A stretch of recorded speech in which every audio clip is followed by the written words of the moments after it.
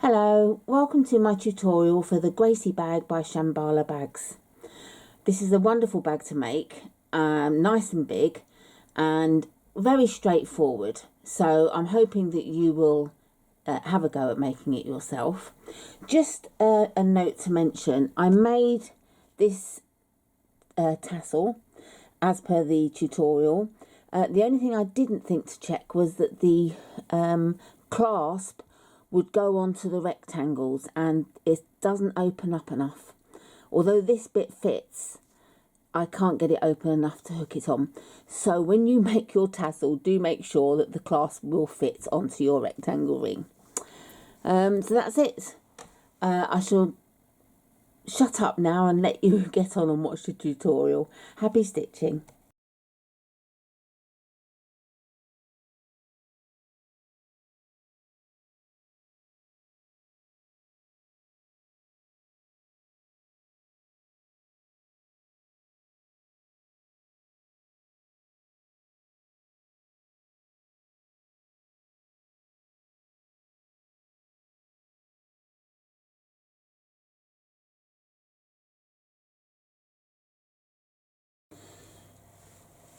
So what do we need to make our Gracie? First of all, I've got my lining pieces. I have interfaced them already. You can use something like Shapeflex SF101 or the Villine G700. And I've got my zip pocket piece and I've got my slip pocket pieces. Now, I cut the first slip pocket piece and I realised that folding it in half, it's going to be quite a small slip pocket, and I like a large slip pocket. So I've cut two pieces in the pattern size and I will stitch them together to create a larger slip pocket. So that's the lining pieces. And then we've got all the exterior pieces here. I've cut the connectors, but I'm not sure whether I'm going to use these. I'm going to use metal connectors, or I'm going to create the connector straps on the back as well as the front. So I haven't decided yet. Oh, excuse me, yawning as usual. So we shall see. So I've got the tassel piece there, the straps and so on, all the various pieces. Now I'm using quite a thin vinyl, so I'm going to add some fleece, fusible fleece to the back, just to give it a bit of body, because it is just very, very thin and floppy. So I shall be doing that. And then for my centerpiece, for the middle panel of the Gracie, I've embroidered this on it. I'm using cork for the centerpiece. It goes nicely with the vinyl. And I've used silver metallic thread, and I've embroidered these calla lilies. This design is from Embroidery Library, for those of you that do embroidery. And I can't remember the actual code now for it, but I will add it into the video description, so check that out. So that's that done, and I've also actually left the tearaway stabilizer on the back of it. Just gives it a bit of extra strength, sort of thing, firmness. And then we've got our foam pieces. Now I cut my foam to the size of the panels because I don't ever fuse my foam. I stitch it in and then trim out of the seam allowance. Fusing foam can cause all sorts of horrible problems. Excuse me, yawning again. Once you've turned it, it can wrinkle and all sorts, so I just don't fuse it. Don't take the risk. This is Shapeflex SF101. That's not Shapeflex SF101. This is Flex Foam. It's nice and thick. I do like it. I never used to. I used to prefer Bosal, but I very rarely use Bosal now. So I do like my flex foam. And then we've got the various bits and pieces, the zips. I've got a number 3 zip for inside, and then a number 5 zip for the top. With matching zip pulls from Emmeline. I've got my rectangle rings if I'm going to use them. If I decide not to use them, I'll get my connectors out. Oh, excuse me again, sorry. Didn't sleep last night. So yeah, if I get the connectors out, you'll see them later. I've got my handmade label. I've got my tassel clasp for attaching the tassel when we've made it. And good old-fashioned rivets. And I like to use the Gutterman HT2 glue where relevant. I've got my various double-sided tape. I use my favourite one that I sew with, that you can sew with, is this one, which is 4mm wide and it's 50 metres long, and it's Style Fix tape by Farben Mix. It's made in Germany. I buy this from Anne Foy of Bag Kits and Glitzy Bits Facebook group. It's quite expensive, but it's worth it. I buy 2 lots each time, but I also buy from Anne this. This one is, I think, 3mm wide and 30 or 50 metres long. I can't really recall, but it's so cheap. It's like 35 pence, I think, a roll. So I bought 10 rolls. It's brilliant stuff. I don't have any problem sewing with it. It doesn't really gum up the needle. Whether it's because it's so thin, I don't know. It's not super tacky. It is sticky. It's great for woven, but vinyl can be a bit temperamental with it. So I don't always use it on vinyl, but it's great for woven fabrics. In contrast, 35 pence and £8.50. So you'll see the difference, and you can get this in various widths as well, so you may just go for this. And this one, good old-fashioned craft tape from Amazon. Can't remember how much it is, but I got a job lot. This you can't sew through. It's really sticky, gums up your needle terribly, but it's very, very strong. So I use this where I'm not going to sew and I want it to hold. So they're my various tapes. Also, if I need to use any, I've got my navy blue acrylic leather paint if I need to hide any edges of the vinyl, because you can see that it's white on one side, so we may have to just dab some of this on it. And that's it. I've got my clips to sew with, got my threads ready. I'm using my Janome HD9 machine. I think I've told you everything, because I always get asked what I've used there, what I've used there. So I'm trying to make sure that I tell you as much as I possibly can.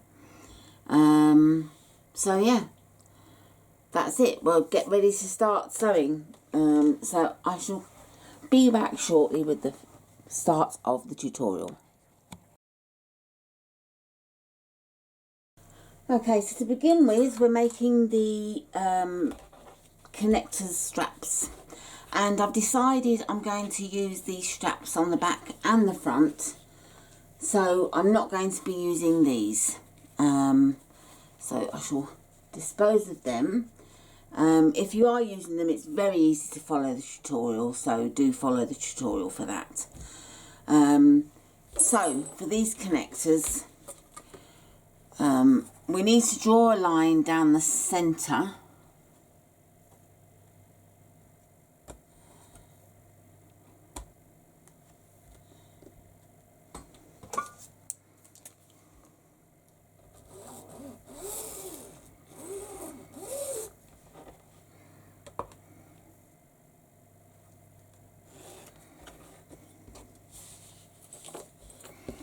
I'll just show you the one because otherwise you'll be sat here watching and bored to tears.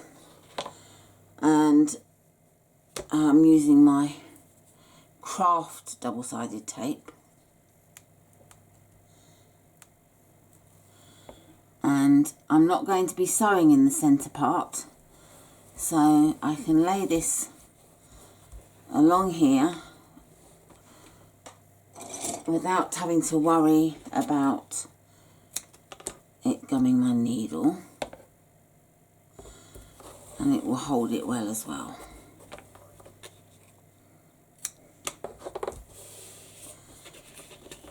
And remove the tape. And obviously when we're making straps, we don't take, if we've got to fold it again, we don't take the edges right to the centre line. We just sort of leave a little gap for folding again. But these aren't going to be folded, so we can fold right to the very line.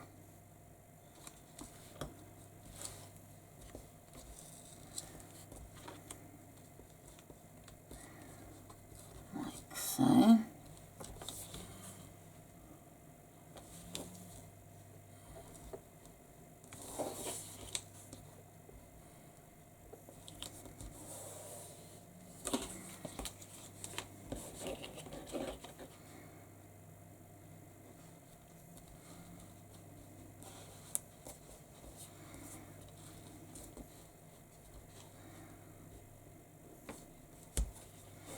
So you don't want to see any gap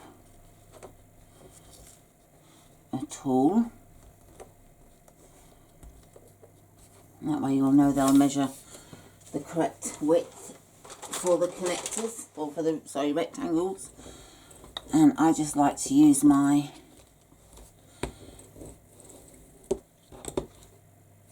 you see, I can just see it's just slightly curved out there, which told me this isn't going just quite to the centre,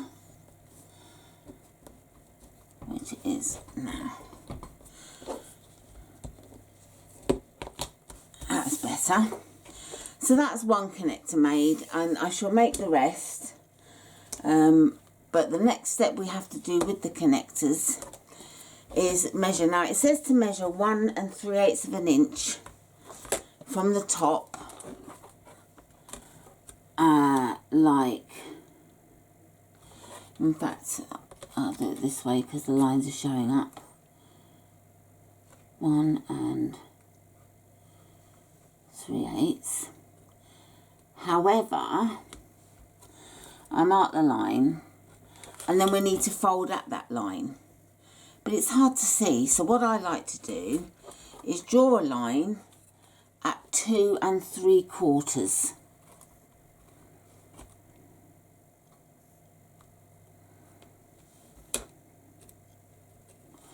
Like so,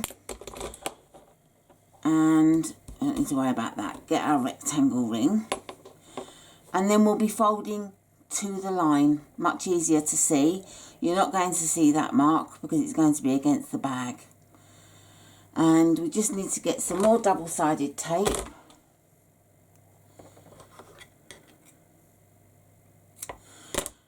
But as you can see, it's much easier to see that line than it is to try and get the folded line.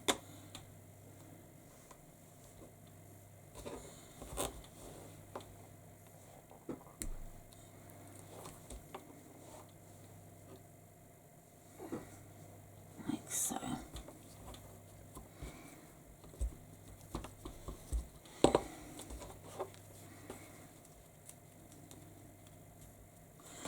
And I like to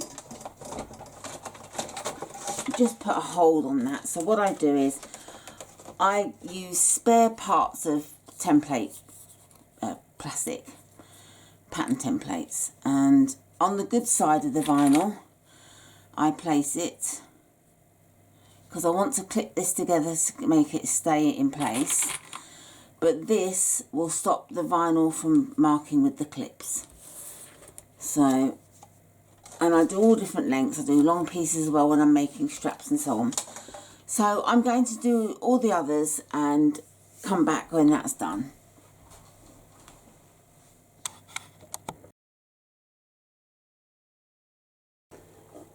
Right, so I prepared all of the straps, and now I get my panel pieces. Now, because I'm adding these onto my back as well, I'm going to use these pieces for the measurements to guide me to the correct place.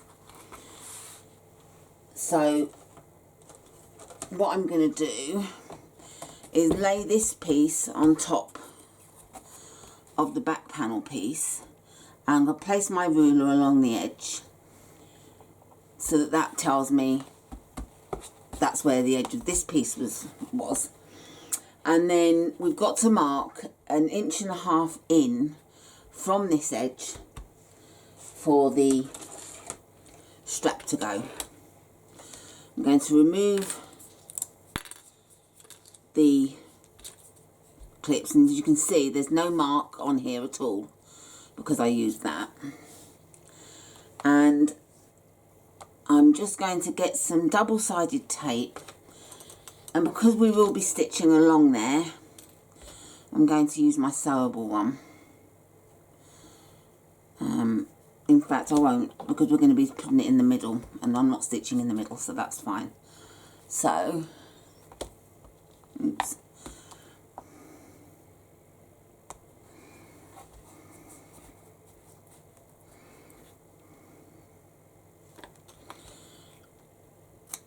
I'm going to stop short because I'll be coming across, and I really don't want to go into this double-sided tape at all. And so we're going to measure 1.5 inches in from the edge of this ruler, basically.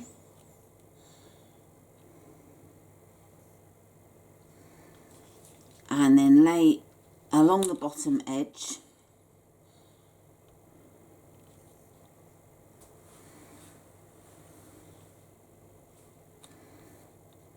like so.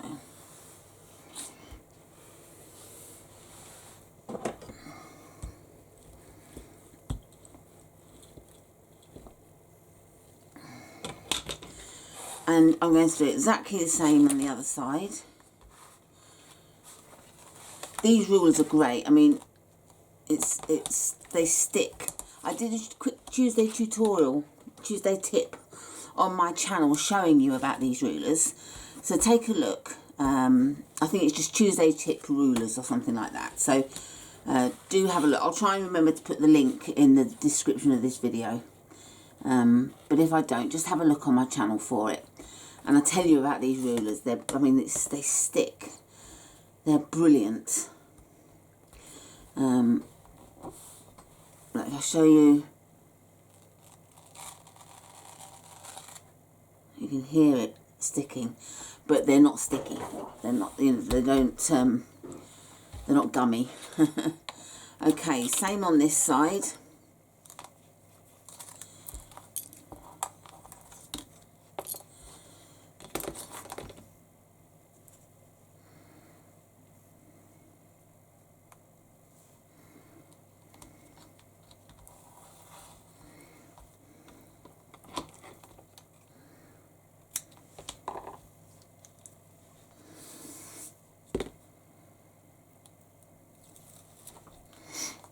Inch and a half from the edge.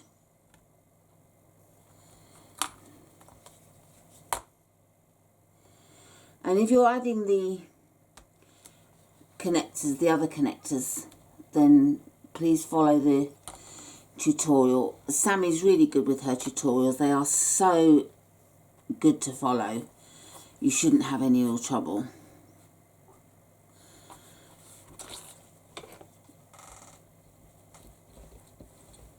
Okay, so they're placed for stitching.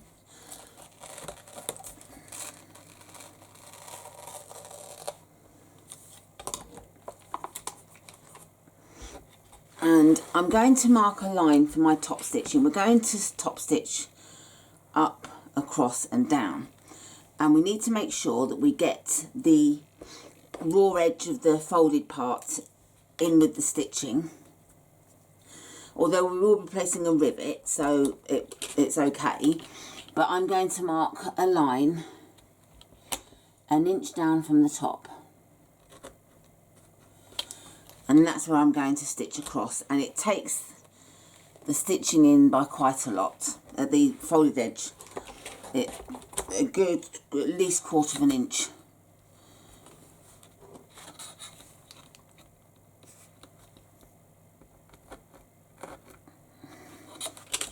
So I've marked both the lines.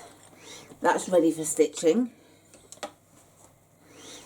And then we get the other pieces and do exactly what I did just then. And we want 1.5 inches in from this straight edge.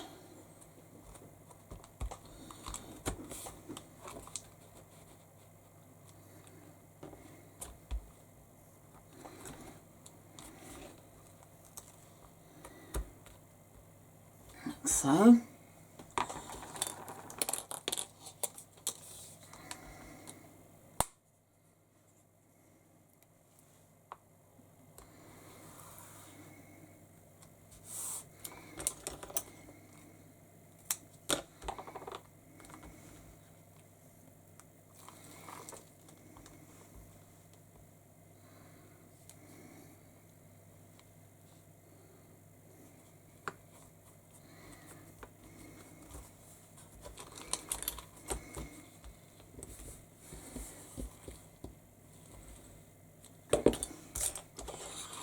And then again mark 1 inch down from the top edge if I can find the white pen.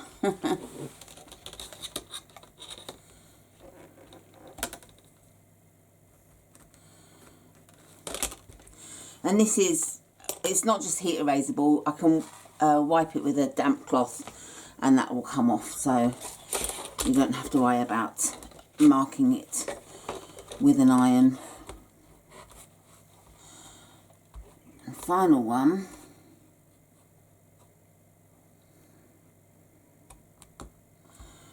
like so.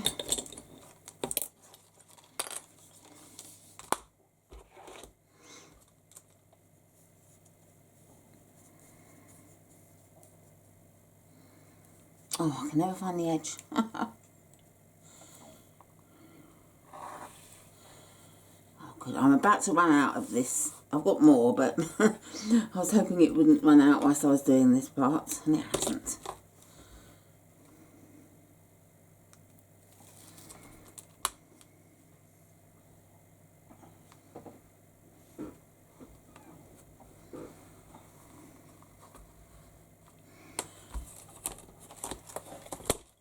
Lovely.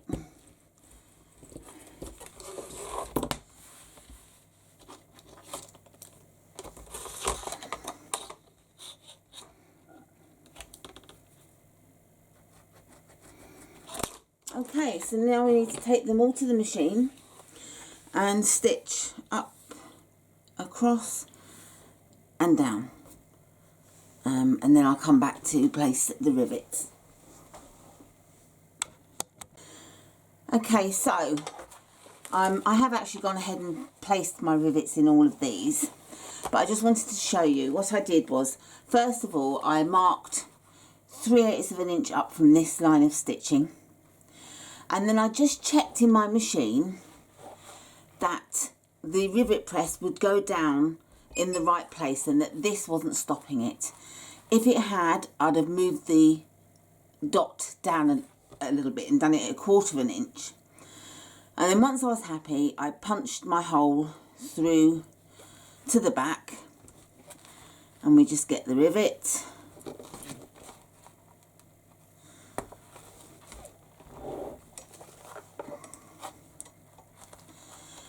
And if you don't have a green machine and you make bags often, I really, really recommend it. It's a game changer. You can use it for not just rivets, but all sorts. Right, and that's that. So we have all of these attached, ready to go. So the next thing we need to do is to prepare the top band. That's this nice curved structure. And what I've done is I've got the pattern piece and I've trimmed the margin off that along the line. And then I turned this over, laid this along the top edge and drew the margin line. I've done this to save time.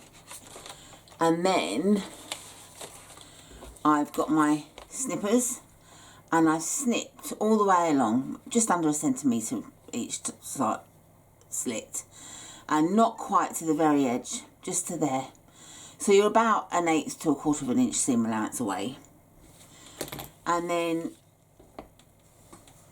we want to lay some double-sided tape, and we're going to be stitching this area, so I'm not using the craft one. I'm going to use the sewing one. And you don't want to stitch, you don't want to lay it right against this edge, because you want the folds to stay in place where they get pushed up to. So you want the edges really. So I'm guesstimating where the edges will come to.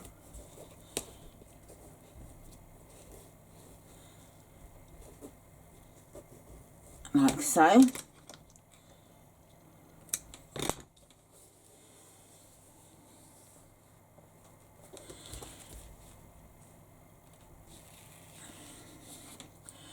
And then I like to start in the middle. I'm going to turn it towards me so that I can see that I'm folding it on the line that I've drawn.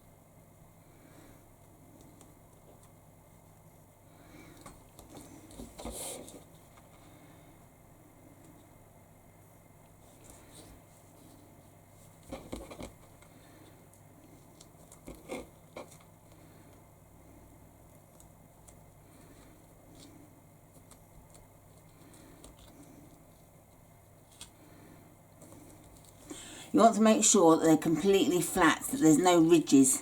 If there's ridges, undo it and relay it. You really want it to be smooth, or the bumps will show through.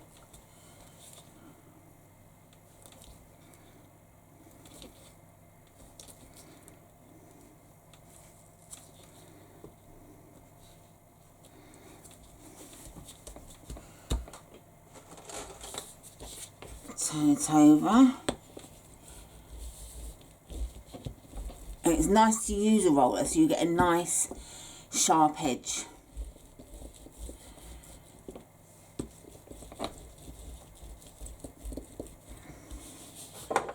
Like so. And I'll just trim these off.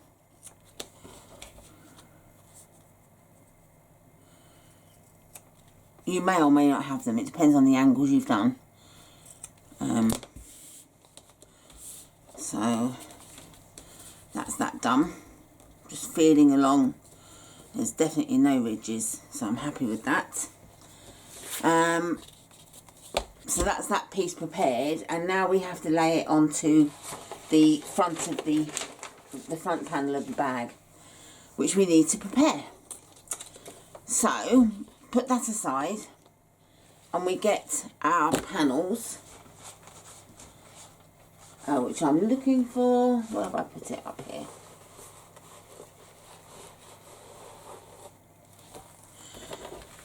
And what we need to do now is to join our panels together. So we put the one side, right sides together, and stitch at 3/8 of an inch seam allowance.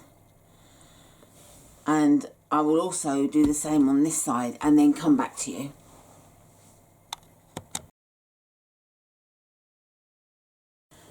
So I've stitched both sides at 3/8 of an inch seam allowance, and then what we need to do is open this up and make sure that the seam allowance is going towards this way, like so. And then we need to top stitch down this side, both sides.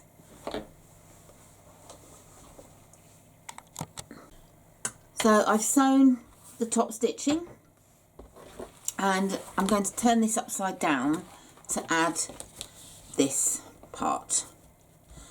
Just sticking them down a bit more again. Some of them have come up. Right, so get my double-sided tape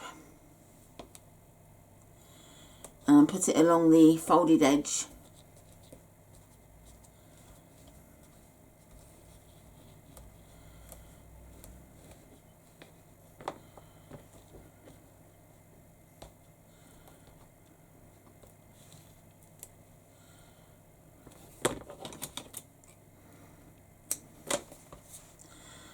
And you don't have to, but I'm also going to just pop some along the top edge.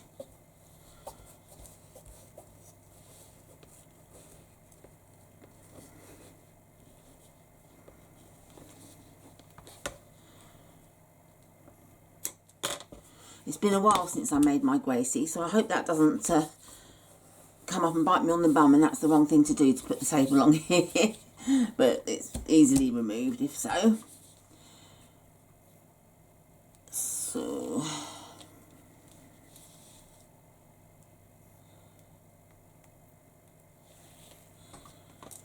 and now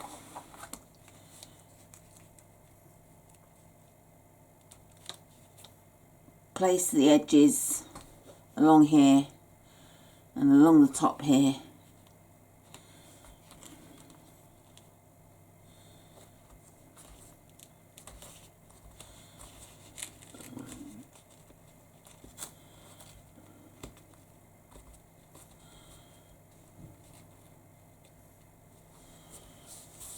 And then press down.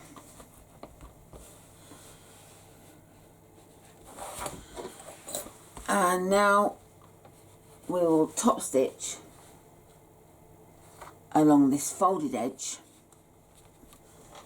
to complete that panel. So there's the top stitching complete, and the last thing I want to do is to add my handmade label. It's up to you where you put your label if you use them. I mean, some people put them on one side. You can't put this on the bottom for me where the design is, because it's too low. The bag's going to be folded under, so I can't put it along the bottom. But if you don't have a design or anything in place, you can put it there. I'm going to put it up the top here, not on this, but on the actual panel. So I need to mark. Now I've already checked that the prongs, where they go into, and they go into the last but one holes. So that's what I need to mark for. And I want to place it 3/4 of an inch down, place the markings. So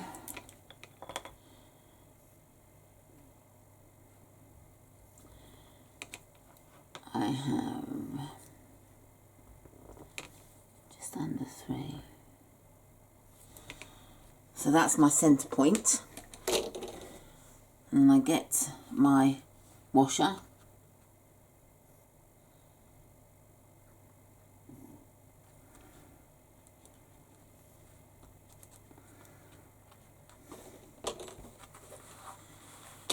And I just want to make sure that I get a completely straight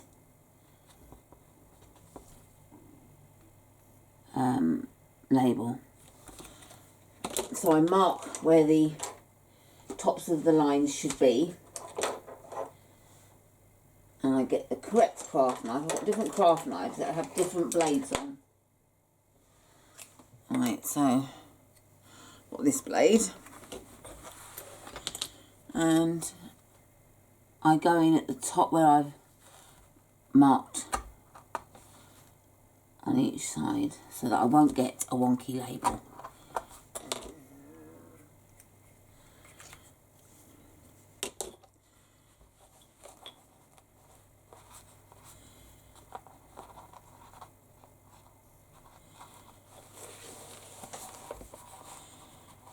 Yep, that's okay.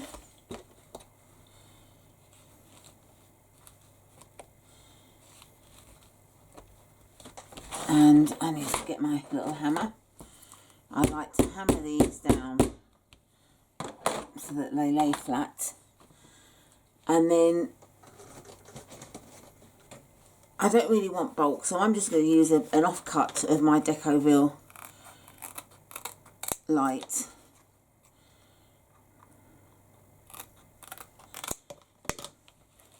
To cover the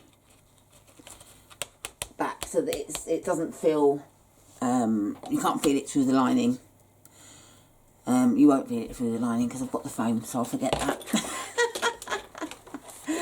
Now we're going to add the foam, and you could, if you want to, put the pongs through the foam, the same as you could have added the foam for the rivets first, but I prefer to not fill this so the foam will cover it, and the foam's going to get stitched in at the top anyway, so I don't need to keep it in place. So the next thing is the foam, and I'm looking for the foam. There we have it, and I'm just going to base stitch it in.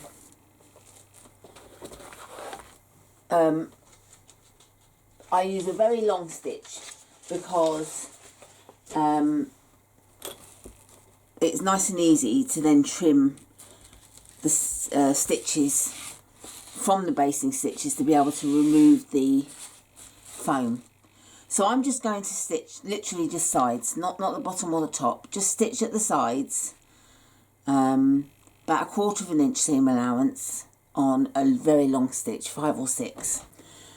I've attached the foam, both pieces, both main panel pieces. Put that aside, and we need to do the bottom. And with the bottom piece, we need to mark, and I'm looking for my pen, there. We need to mark lines 3/4 of an inch in from each edge.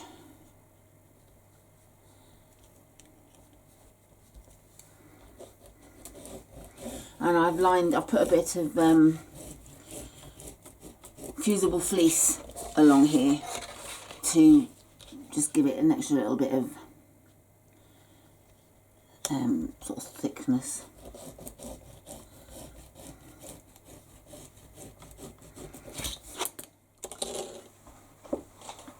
And then I'm getting my trusty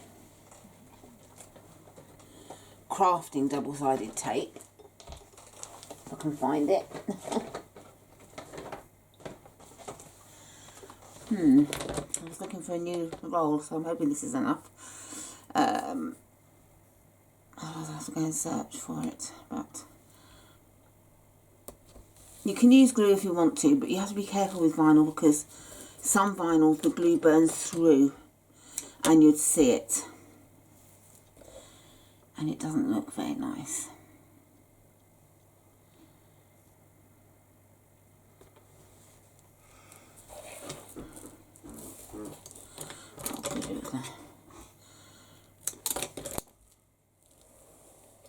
Okay, so remove the double-sided tape backing. I'm doing this so I can see the line, and fold it in.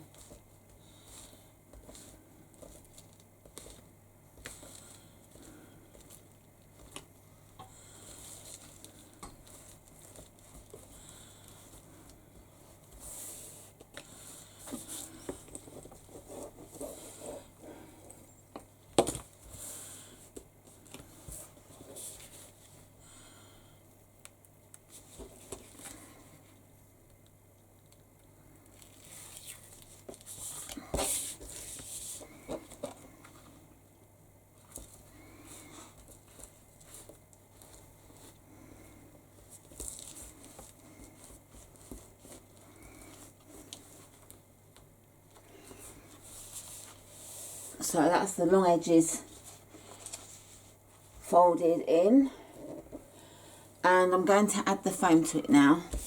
And it's up to you how you add the foam to this. Now, because I've got the fleece here, I can afford to add some glue to my foam piece. Fits nicely in there. So I'm going to do that. That's not folded over properly.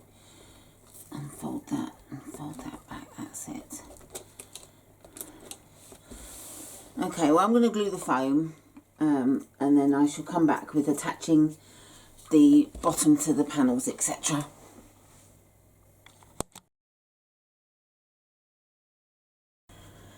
So I've added the foam. I just used some double-sided tape to put it in place, but it's up to you what you use, glue, etc. Just be careful it doesn't burn through. And now I've marked the spaces, the places for the feet. And I've done the first one 2 inches in from the side and 1 inch up from the edge. Same at this end, 2 inches along, and then in between, which was 4.5 inches. And I'm doing 6 feet, and then I just cut with my craft knife a small slit for these feet to go in. Obviously, if you're putting the screw feet in, then you need to use a hole punch to put a good sized hole. I always use the largest die on my twist punch that I have for the screws to go through. And sometimes you find that you haven't put a big enough hole.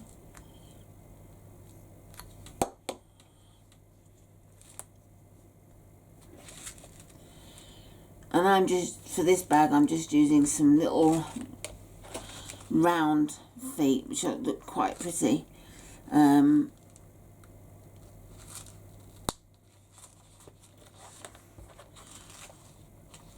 I usually, if I can, use screw feet, because I just think they look really nice. But I think this bag just, it doesn't need the screw feet. It's not that type of bag, really. It's a very slim bag.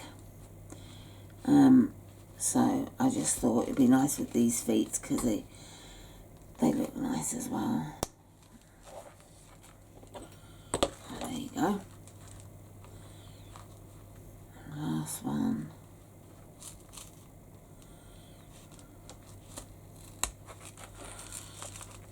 And then just flip over, and I'll get my washers.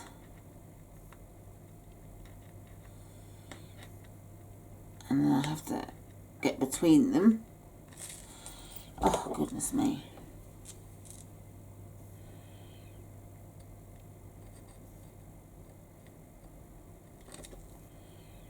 That's it.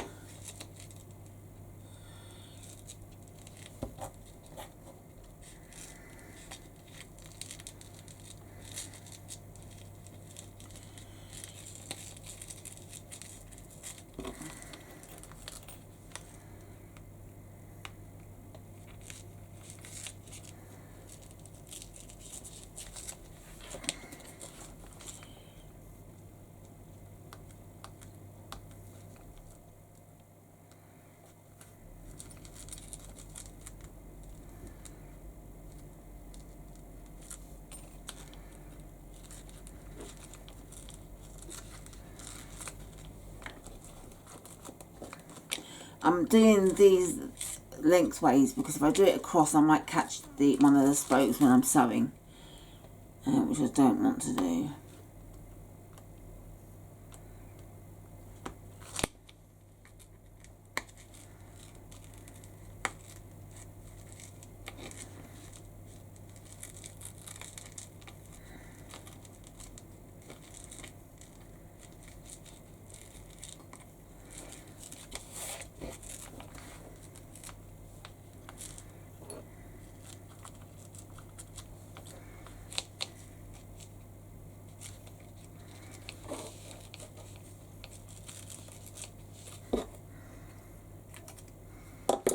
Okay, so that's the feet attached. Now we need to get our main panels again, place them right sides together, and we just need to sew across the bottom. Okay, so I've stitched a 1/4 inch seam allowance along the bottom there, and I'm just going to trim the foam out of the seam allowance. If you've fused your foam and done a smaller foam piece, then obviously you don't need to do this because you won't have foam in your seam allowance.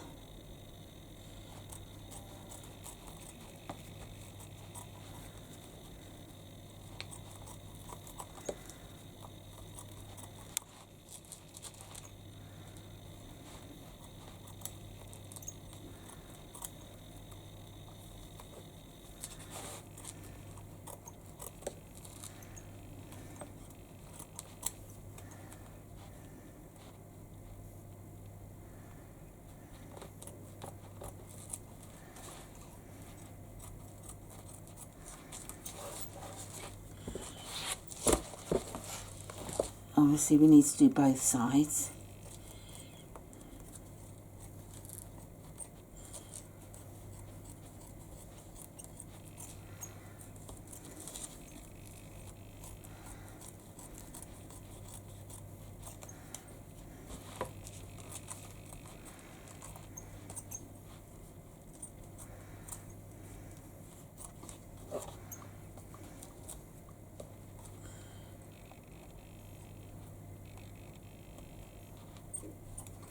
Okay,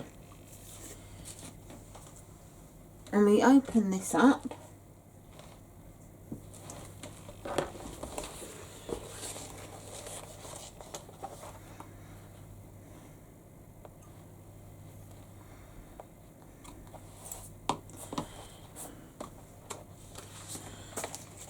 and we just need to do some top stitching along here on this side.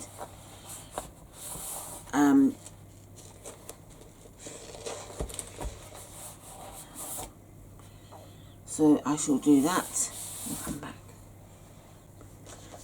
So now we put double-sided tape on the wrong side of the bag bottom. I've done it across, down the sides, and I've done a strip down the centre.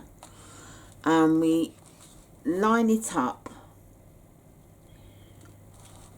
along the bottom. I'm just going to turn it round so that I get an equal measurement.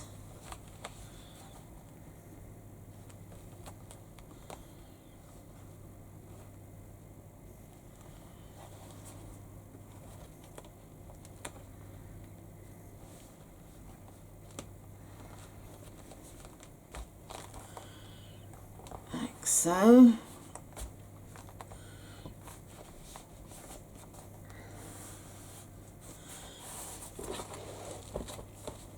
And then we stitch along an 1/8 of an inch seam allowance to fix in place. So I've sewn along each edge at 1/8 of an inch seam allowance on a long stitch, number 4. I haven't added a sewn on the bottom here. You can if you want to. I haven't. And now what we need to do is put the panels right sides together. I was right first time. And just use clips to hold them in place.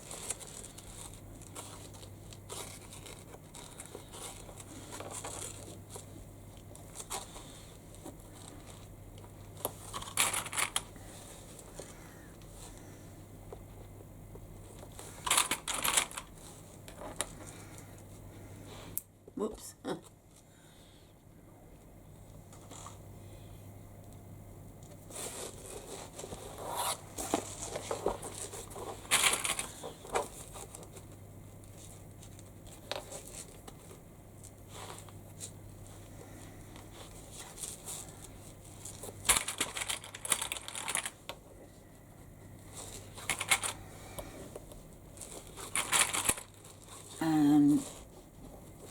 and then take these to take this to the machine, and we stitch down the sides at 1/4 inch seam allowance.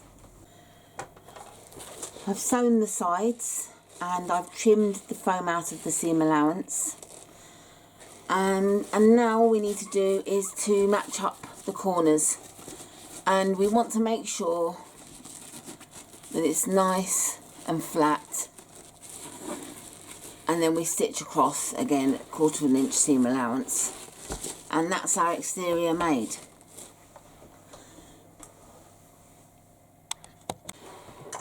I've sewn across the corners, and now we'll turn the bag right side out just to check it looks okay.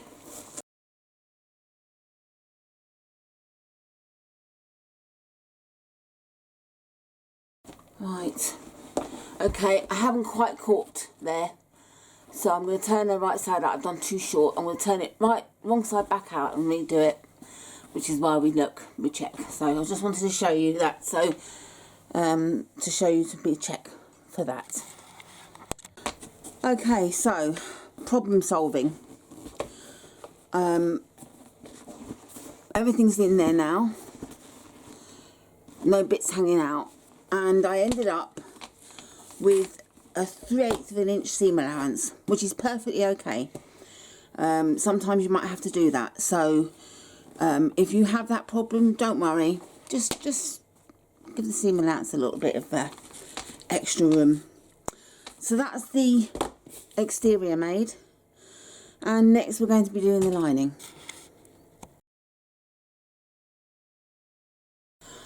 I actually thought before we do the lining we'd have a bit of fun and make the tassel, which, you know, bit of relief. So I'm just checking the size of the tassel. Well, it says I couldn't remember the size I cut, and exactly the same, so it doesn't matter which way you do it. Get your tassel and get your ruler and mark 1 inch down from what will be your top edge, like so, and then draw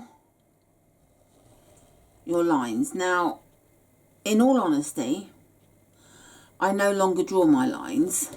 I'm doing this for showing you guys, and I'm doing mine 1/4 inch apart.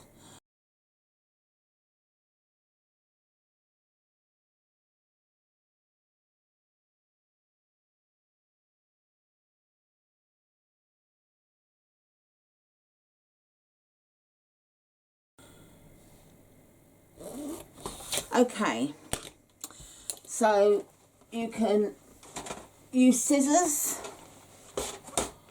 I'm looking for my rotary cutter. Oh, hidden by the fabric. You can use scissors or rotary cutter, or even a craft knife, and do that. Now, the thing with the rotary cutter is you're not guaranteed to cut to the line each time, so scissors can be a bit more accurate as far as cutting to the line is.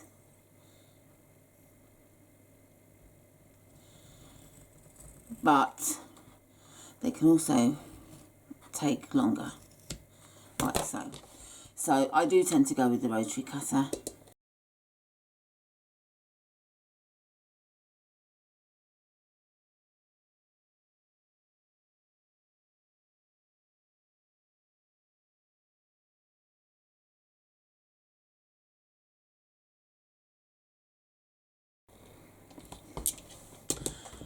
Okay, one final thing I do before I do anything else is to give this a quick press to get rid of the marks, because you don't want to sort of see them.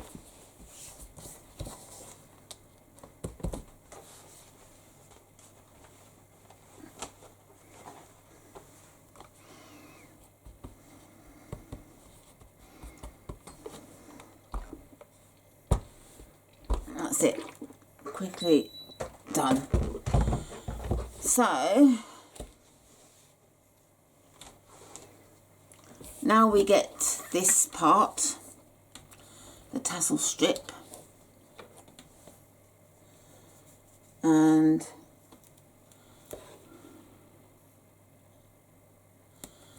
put some double-sided tape down the centre.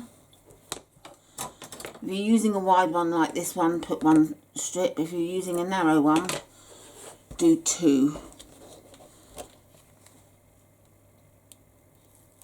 And then fold the edges in.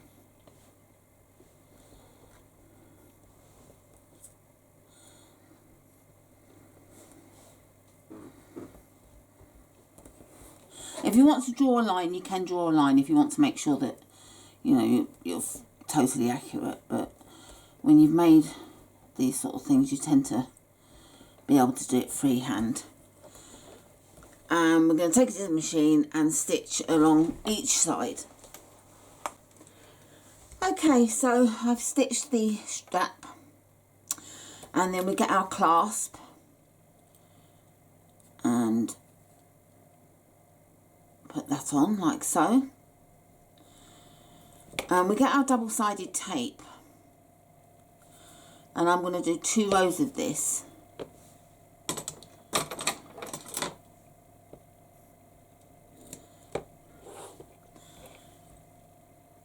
And put the strap on.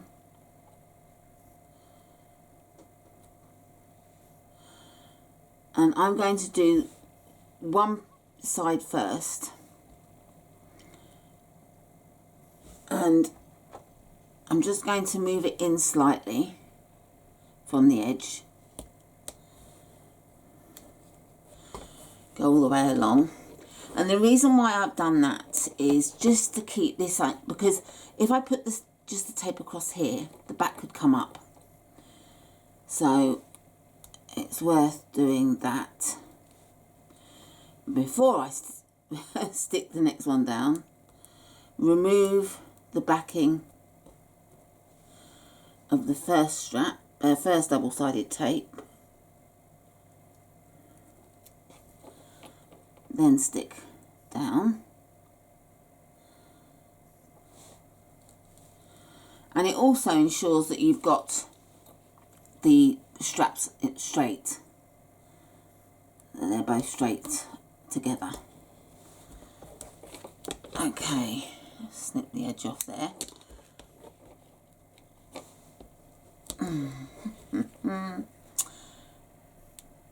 And then the fun part, we roll. So we fold that over and keep it tight. Keep it as tight as you can and straight. It's got to make sure it's straight, that you don't have any bits like that where it's sticking up. So you want to make sure that part isn't sticking up at all, because it was poking out of the top there.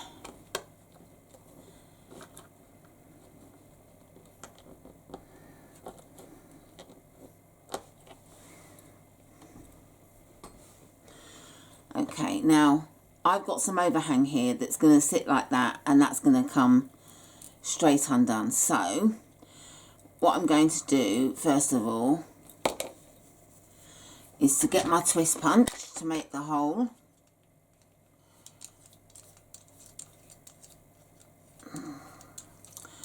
And I'm just going to do the next size up.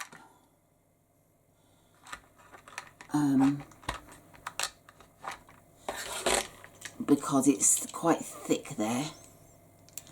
So I think it could do with it.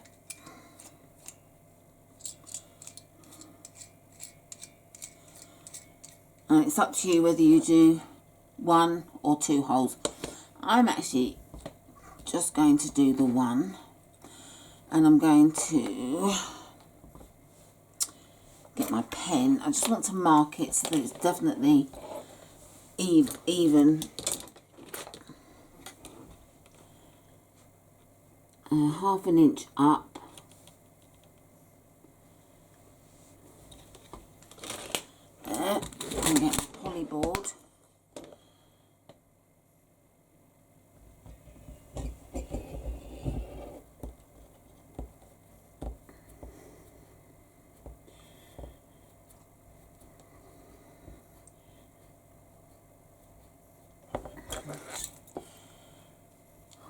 nearly done it.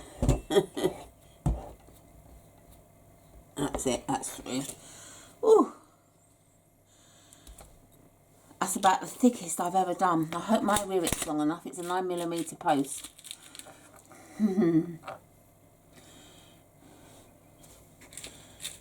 It's going to be a squeeze. Yes, it's going to go through. I wouldn't recommend this if you've got really thick vinyl. You know the vinyl that comes like it's got some felt on the back. It's padded. Or you'd have to do a much shorter tassel, so then you wouldn't get so many tassels. So it's not worth doing.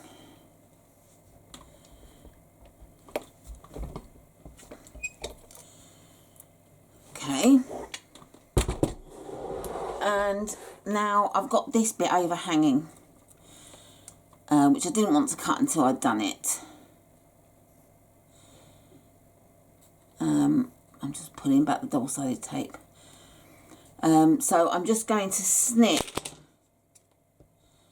that one last row off.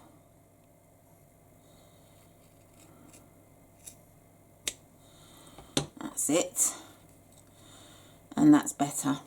And there you've got your tassel. So that was nice and simple, wasn't it? So that's the fun bit done. Well, to be honest, let's face it, bag making's fun start to end. But I'd say that's a bit of playing.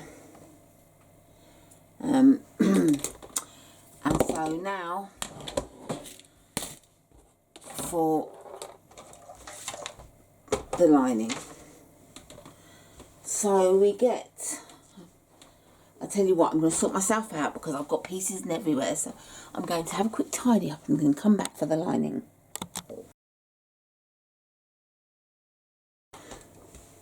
Okay, so for the lining, for the first side, we need one lining panel and our zip pocket piece. And we turn our zip pocket piece face down, or right side down, and we draw a line half an inch up from the edge and half an inch in from the side edge.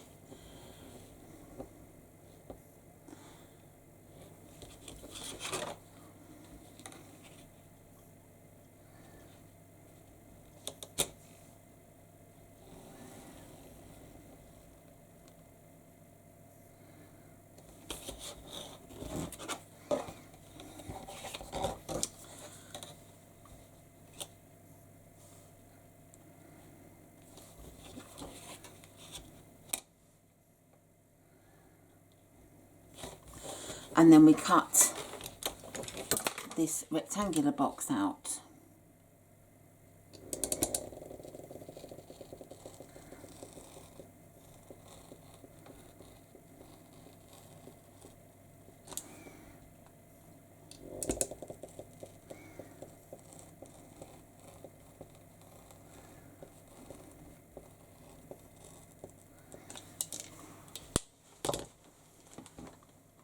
And I'm looking for my snippers. Oh, I put them away. And I just use these to go right to the edge.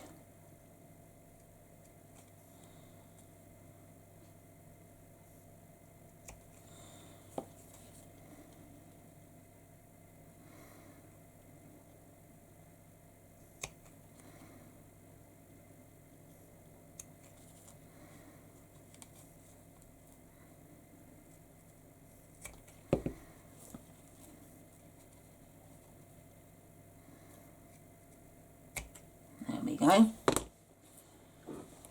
And I'm just going to tidy this edge up. I can see I didn't quite follow the line fully.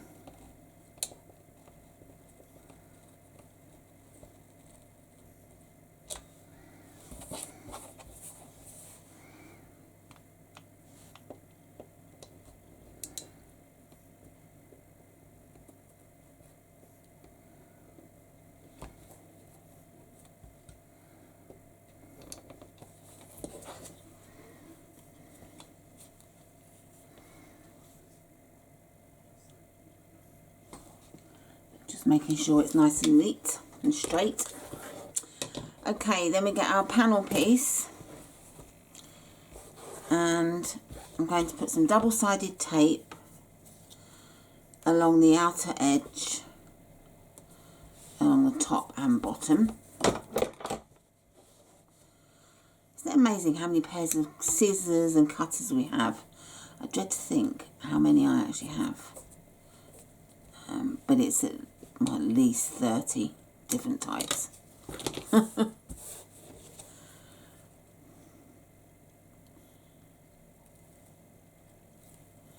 Perhaps I should do a tutorial on them, on what their best uses are.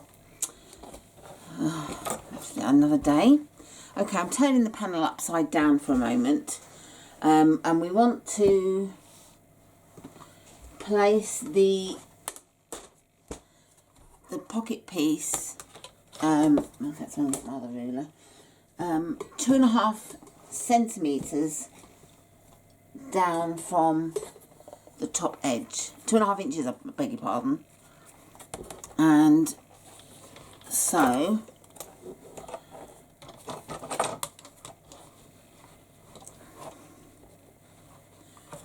okay, so not leaving myself enough space for anything here.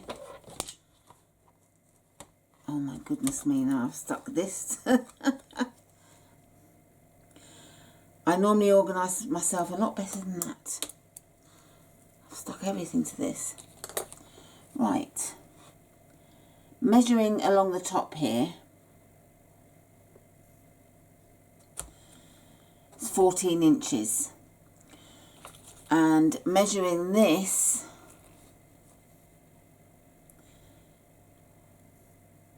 it's just over 7 inches. So that's 3.5 inches each side.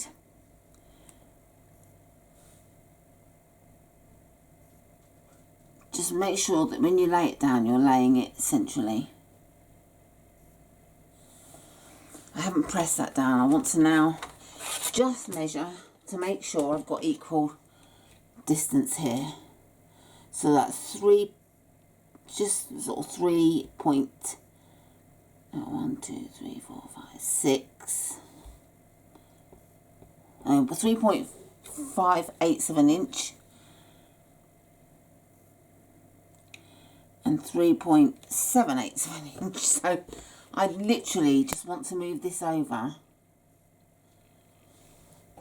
1/8 of an inch.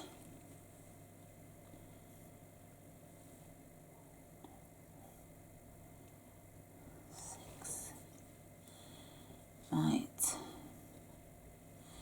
I mean, I really am a great stickler for exact measurements. That's it. So they're both 3.68 of an inch, so 3 3/4 of an inch each side. So now I can press them down. And we want to stitch around the outside of the box. I've stitched around the box on the outside, and then I left the threads long at the start and the finish. And you can either get a needle and push them through to the back, or what I like to do is pull the thread through.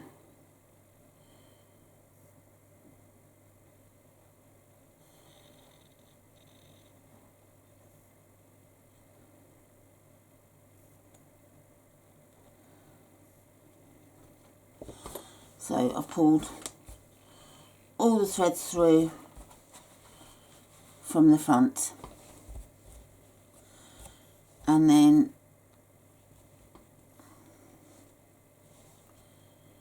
tie them in a knot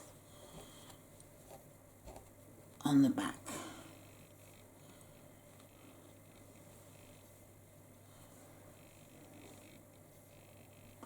But if you're not sure which threads to pull and you don't want to undo your stitching, just use a needle to sew the threads through to the back.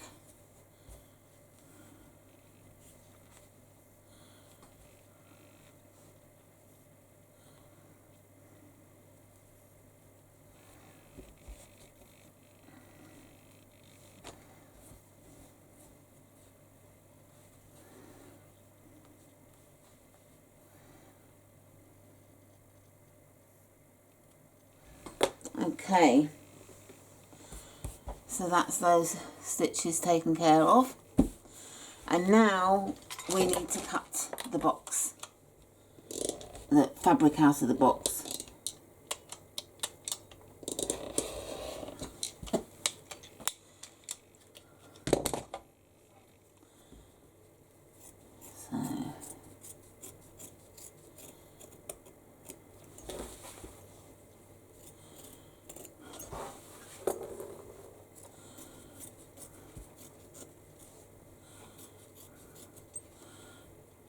Go about 1/4 of an inch away from the stitching. It doesn't have to be really neat or really accurate.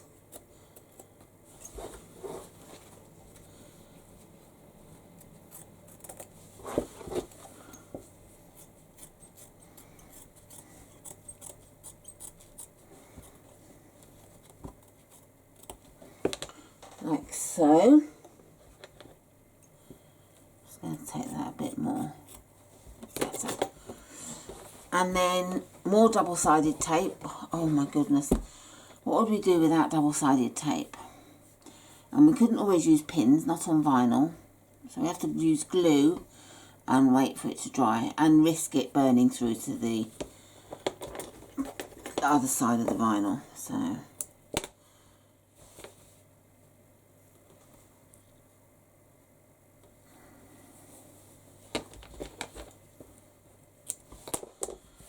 okay, we get to our number 3 zip that I've prepared with a zip pull on. It's got plastic film on it, just take that off. And I just remove one side of the double-sided tape.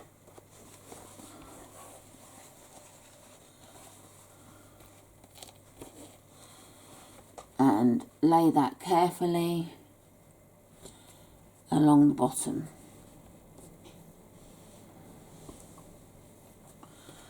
Then pull the zip pull through to the other side so it doesn't get stuck.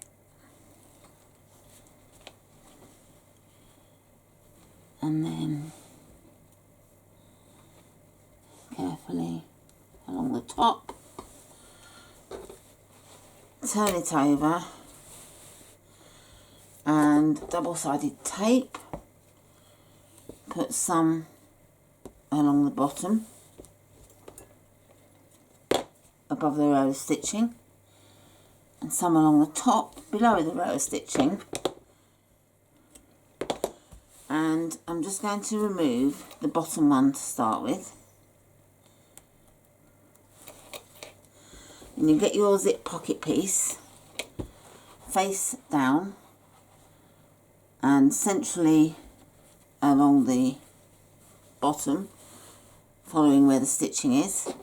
And we're going to take this to the machine, making sure we have the zip pocket in this place, and just stitch along the bottom here, only the bottom line.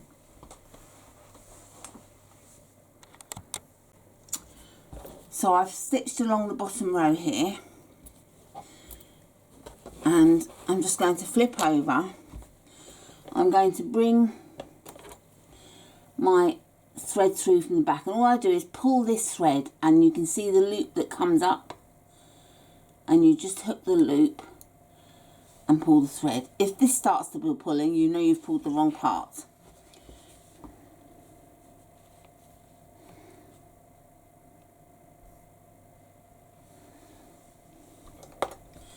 And I'm just going to tie these off for now, but not cut them.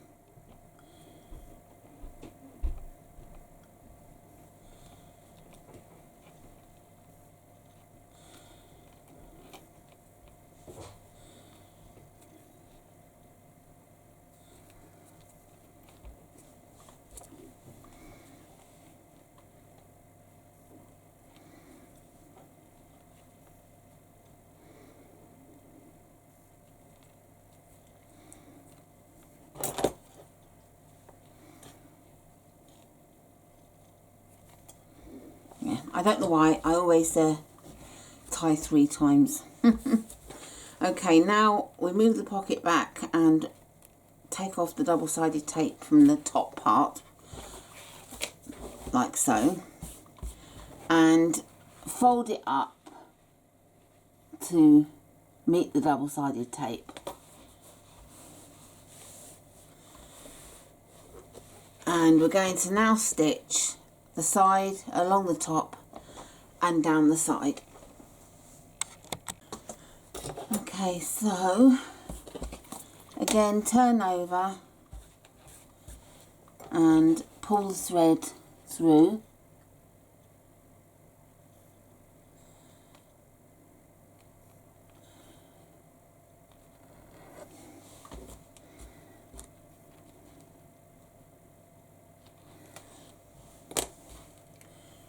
Tie off.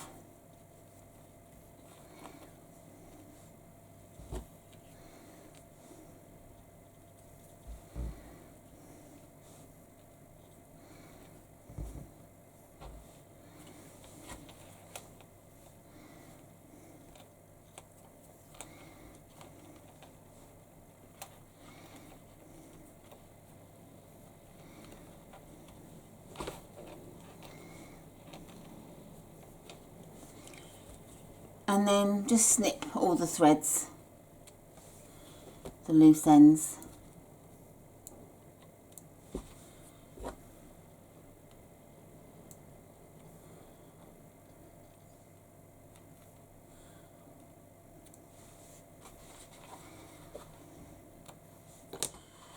And the final part of the pocket is just to stitch down the sides.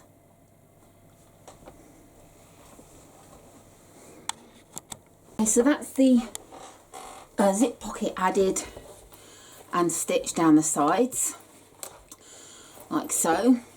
And now I'm going to add my label. And there may be those of you that haven't added a label before and don't actually know how to add the label, so I thought I'd show you what I do. So I've cut it off and I just burn the edges a little bit to stop them fraying. And I get my double-sided tape. You can use glue, but you have to wait for it to dry. So get my tape.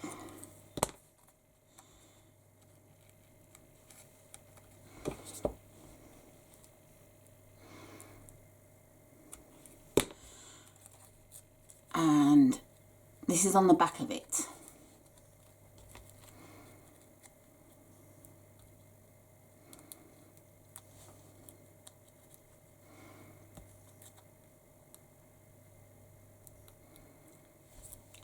And then fold the edges over.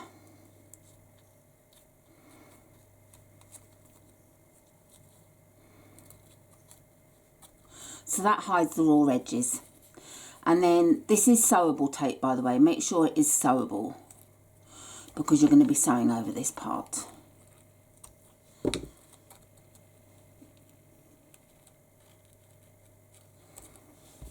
And when you buy double-sided tape, it will say that it's sewable or not, so. Okay, so peel them off.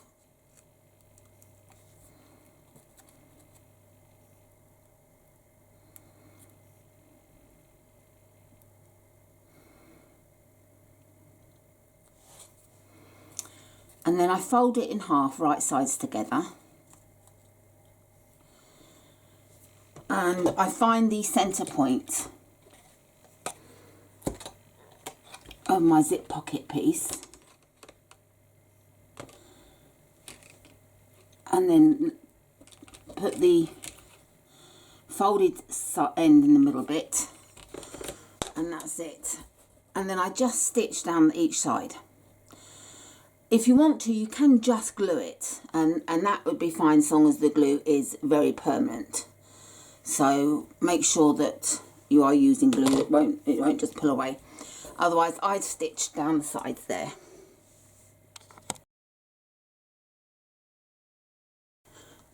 So that's my label attached. And I'm just going to pop that aside momentarily to do the slip pockets on the other side. If you're not going to add a slip pocket, you can skip past this. Now, as I said earlier, cutting the one piece meant I was going to have a small slip pocket, and I do like to have a larger slip pocket. So I've cut 2 pieces. And I'm just going to stitch around, leaving a gap for turning. So I've stitched around, and before I turn it right side out, I just like to iron the seam, which makes it much easier when it comes to stitching it closed.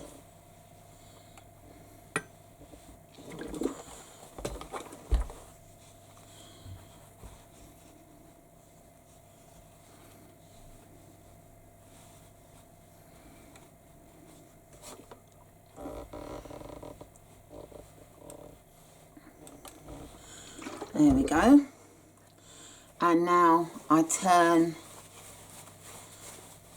the pocket piece right side out.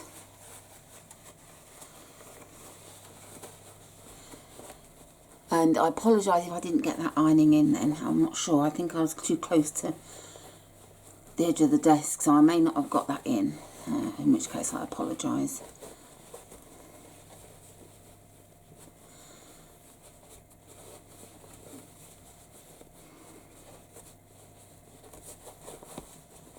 Okay, so I push the corners out as best I can with my fingers, and then I get my little clover tip that piece that I use.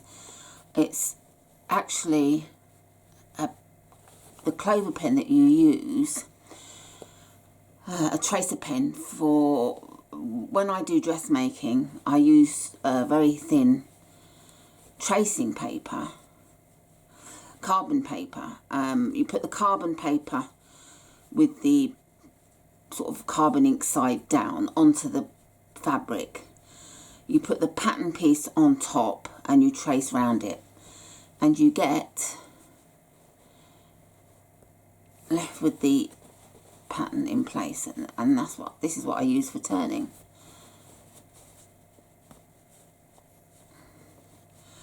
I do have what we call the purple fang, which is this, and it is called the purple thong,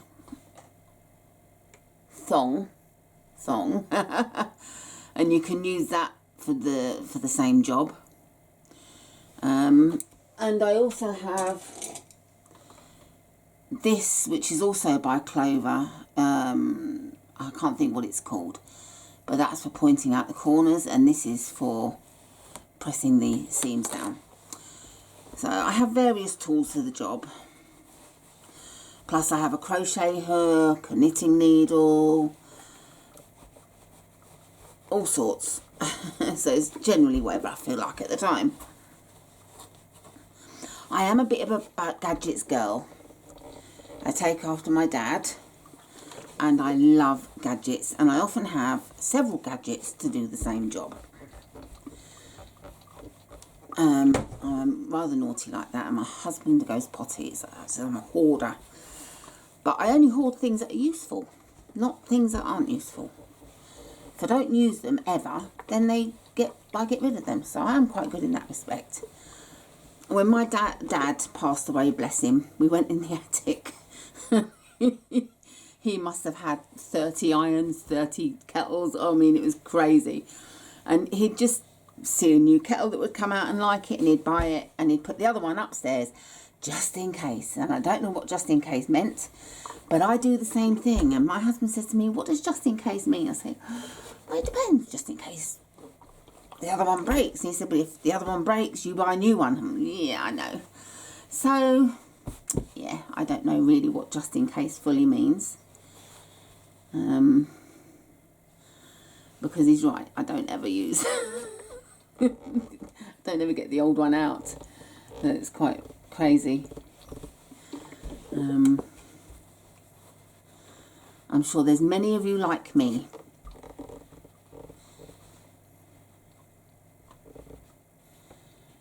I'm just trying to give a nice flat seam that's straight and even for closing.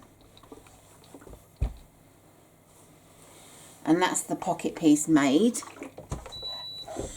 And if you want to, you can, I left the piece out, but I don't know what I've done with it now. You can put a piece of the vinyl you're using folded along the top as a topper for the pocket, which I'm going to do. So I'm going to search that out and come back and show you. Literally, the moment I switched off the camera, I found it. Literally within a second. Okay, so this was an off-cut piece which I saved for the job, and I want to measure. So we need just over 9 inches. I like to just go over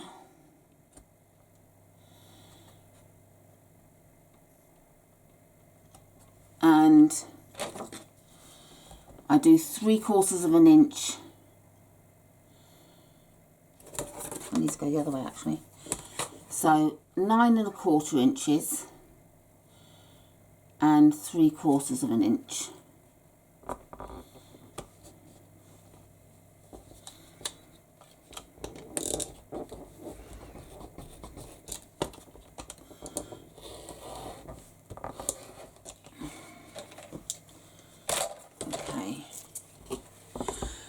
And I'm using the open end. That will get hidden in here. So you don't have to worry about stitching it closed. So, double-sided tape.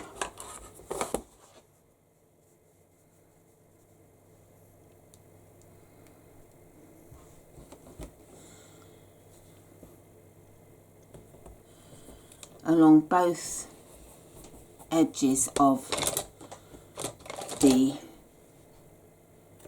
vinyl topper, shall we say.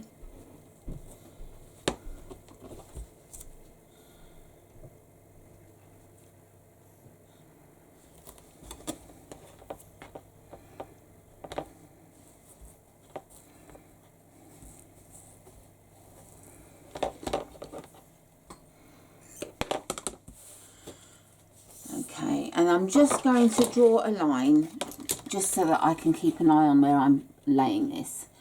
So I've done this at 6/8, 3/4 of an inch. So at 3/8 of an inch, I'm drawing a line.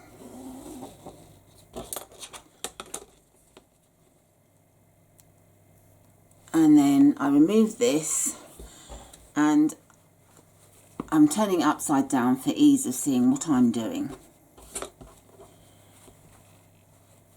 And I want to lay it just below the line I've drawn. Don't lay it on the line because I need to leave sort of room for folding it over.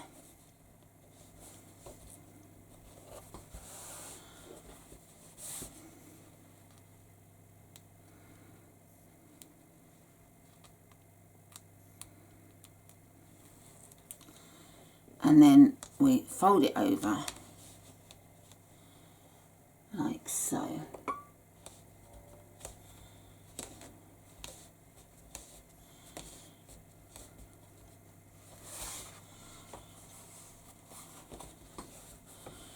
And then take it to the machine and stitch along the edge to anchor it down.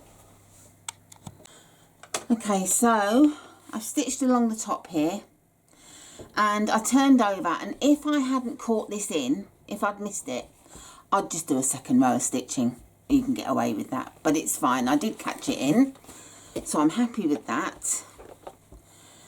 And I want to place this 2 inches down from the top.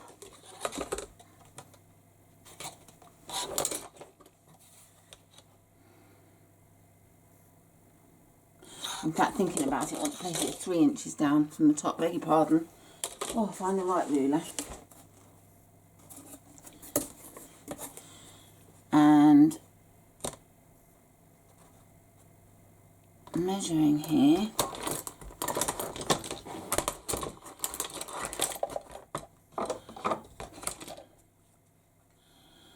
That's 14 inches. This is 9 inches. So it's 2.5 inches each side.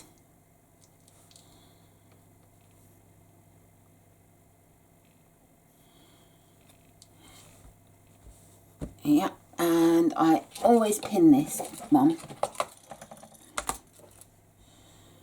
I pin it in place.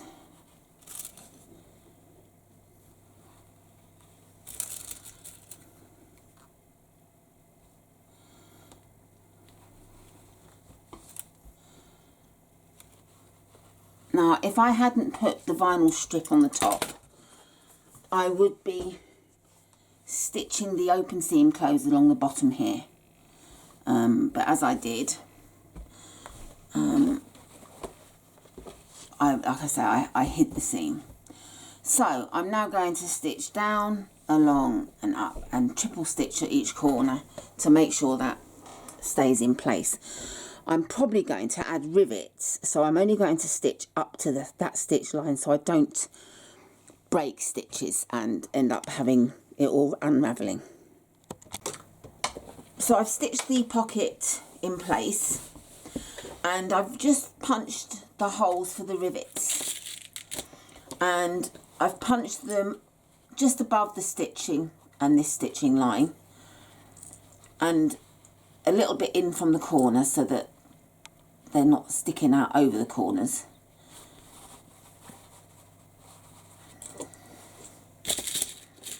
So, why is it always hard to get the little bits? I'm always pulling out the long ones. Okay, so get my green machine.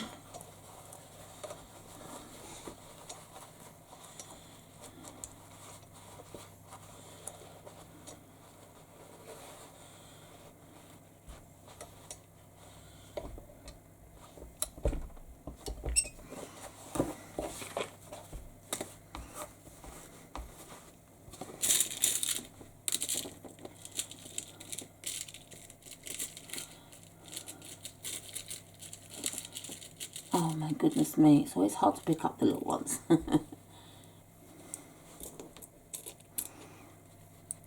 And this just keeps the pockets firmly in place, and it's quite attractive as well having them there.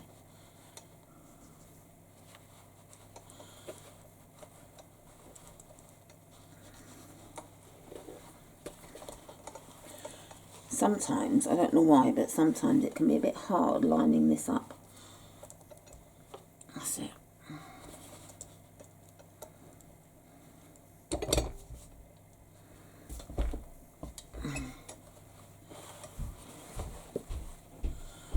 Not quite got it there.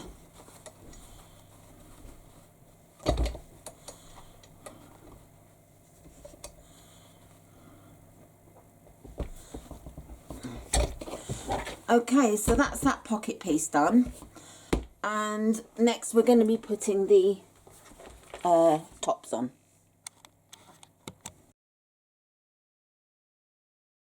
We're not adding these just yet. I forgot, we're doing the zip first. So I've got my zip, my number 5 zip, and I'm just want to mark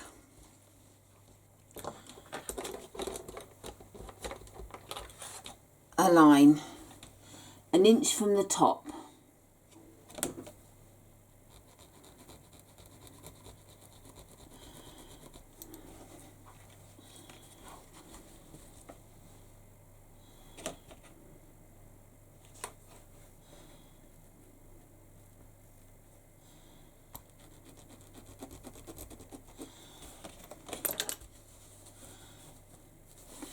And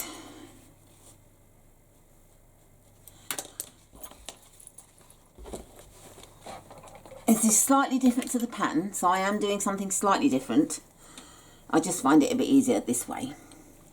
So I get my glue ready, and where we've marked the line, we fold it back on itself and then bring the teeth part back up. So to show you again, we fold it back on itself at the line we've marked, then bring this round to the top like so, so we've got the fold. And then I just put a dab of glue in here and in here,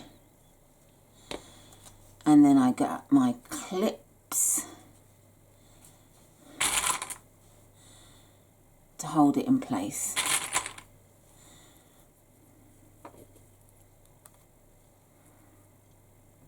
And I do exactly the same on this side. I fold it over. See, I've marked equally so that we're going to be matching on each side, and then bring it up to the back.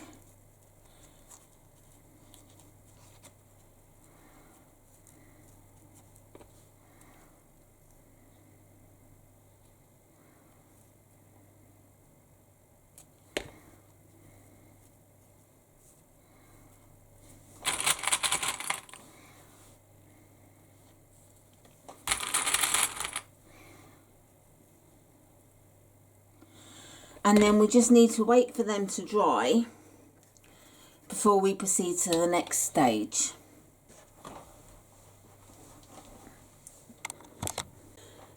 Okay, so the zips have dried now. So they're ready. And we need to mark 2 inches in from each end. And then with the zip right side up, place the end of the zip at the 2 line there. So I'm going to use some double-sided tape. Oh, that's the wide one, don't want that one.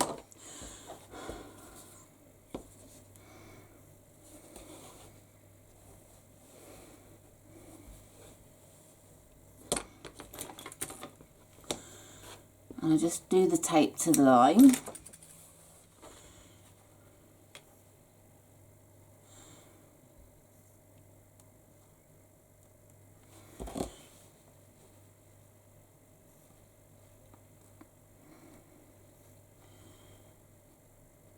Sometimes the backing wants to come away and sometimes it doesn't.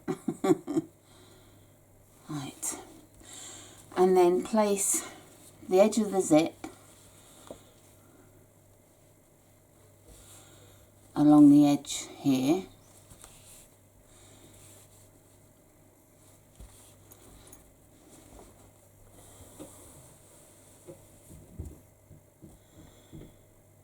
Like so.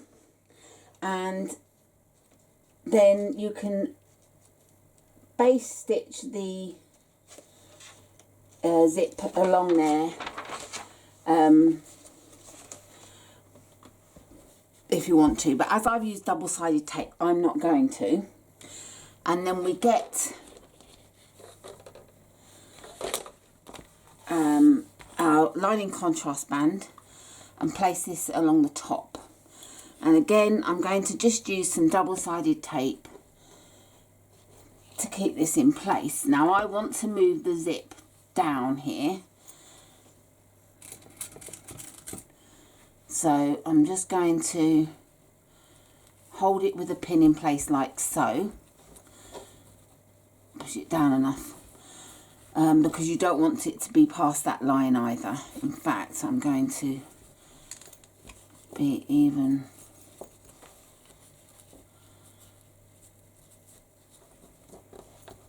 more accurate,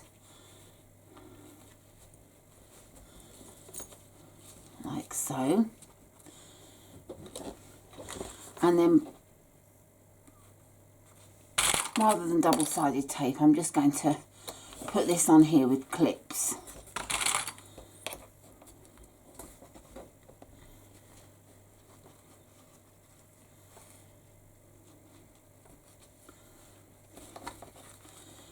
And we're going to sew this with 1/4 inch seam allowance.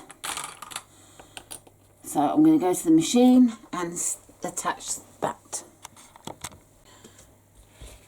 So I stitched it in place, opened it up, made sure that the seam allowance was going down, and then I top stitched, and top stitch under the zip, not on top. And then we repeat exactly the same for the other side. So we mark again 2 inches at each end.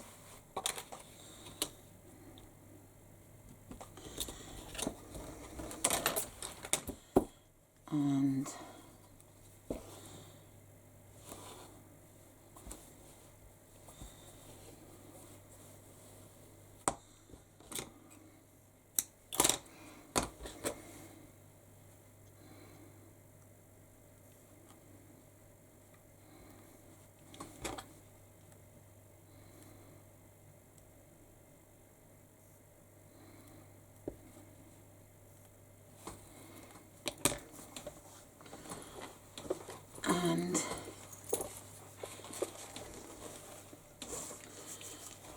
this time the zip's going this way, right side up and along the edge.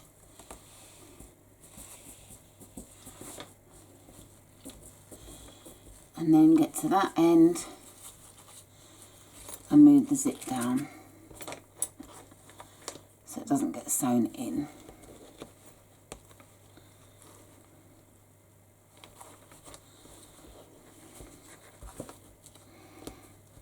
Like so. In fact, it's being a bit temperamental, so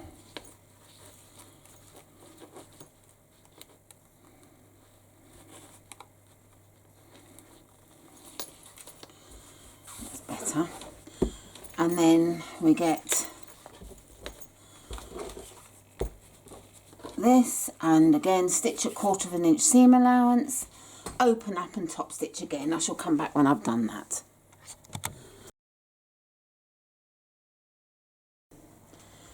Right, so I've attached it on both sides now. If I do the zip up, it should hopefully come together evenly. Yes, it does. And if I open it up, it's got the same on each side, so nice and even. I like it when it works. Okay, now for the other end you can make the zip tab that they show in the tutorial if you wish to, or you can use a zip end, which I always like to do because it just always adds a little bit of class to your bag. So I've got an extra large zip end here that I use for a number 5 zip. I just squeeze some glue into it.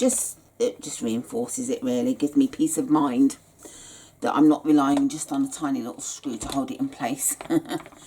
And then I fold the back over. And again. And I make sure they're flat. They're not tilted at all. And then slide it in.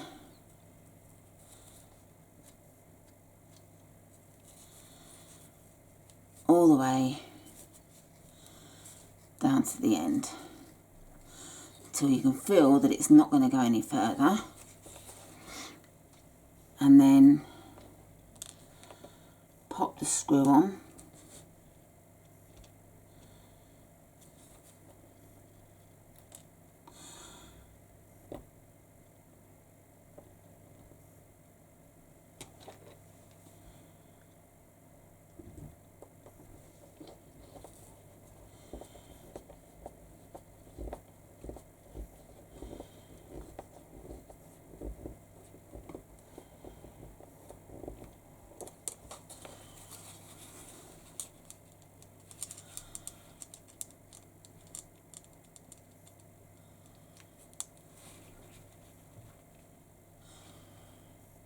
And you want to screw it in so that it fits flush and it doesn't stick up.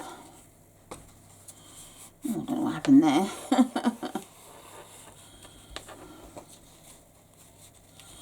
Right, so that's that added, and now we want to stitch the lining closed, and that is going down each side and across the bottom, and on one side we need to leave at least a 6-inch gap. So we start sewing at the top but 1/4 inch seam allowance, and then as we come down to about halfway, move to 1/2 inch and continue down to the bottom, and then move back to 1/4 inch, and do the same on each side. As I say, leave the gap, and you can stitch the bottom at 1/2 inch if you like to, or 1/4 inch, it's up to you. So I'm going to do that, and then we shall go from there. So I've stitched down 1/4 inch, then gone to 1/2 inch, and then back to 1/4 inch. I've stitched along the bottom at 1/4 inch. That way these will fit here. If I'd finished on 1/2 inch, I would have stitched 1/2 inch there. On this side I've left a gap, and before I do anything else, I iron the seam so that I've got the right fit for closing it, and there's no faffing about and trying to get it right. So they'll come together nicely now, and then we just need to stitch this closed, and we need to line up the seams to make sure they look nice inside. So I'm going to make sure the seams line up, pin, and then stitch across the bottom.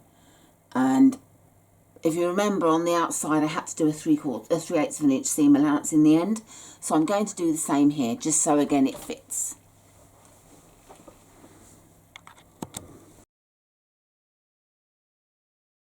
Right, I've stitched the corners, and now we need to get our exterior and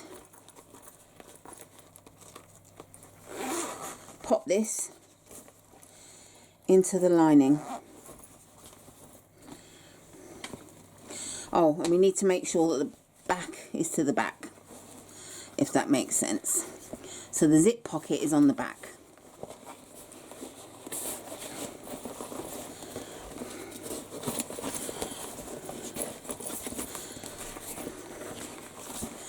It'll be a bit of a squeeze because obviously we've done the lining slightly smaller.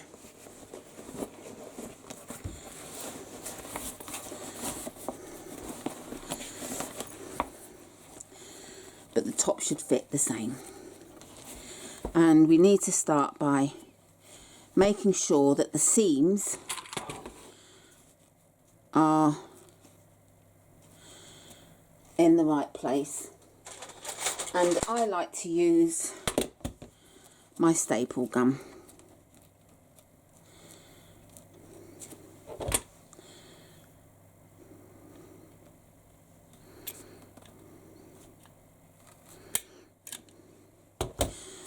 And I make sure that it's not where I'm going to stitch, because I don't want to damage my machine.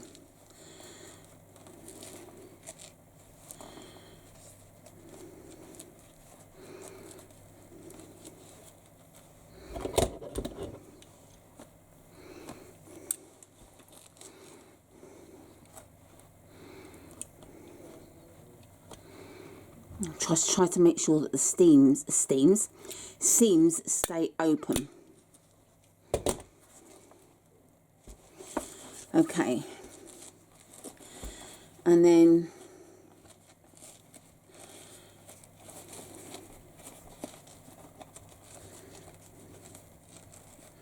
you can use clips for this part.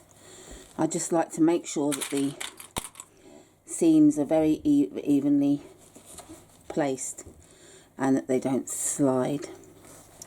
So we clip all the way around the top.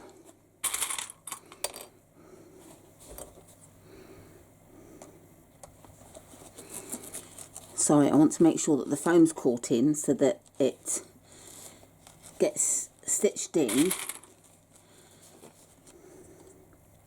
and then I trim the seam allowance.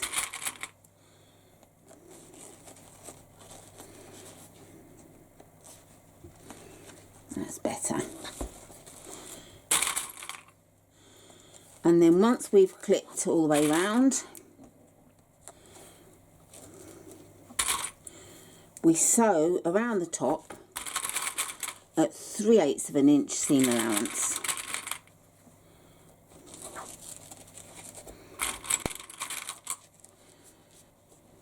There. So that fits nicely. I'm going to go and sew at 3/8 of an inch seam allowance. Okay, I've stitched all the way around the top at 3/8 of an inch seam allowance, and I'm going to trim the foam from the inside.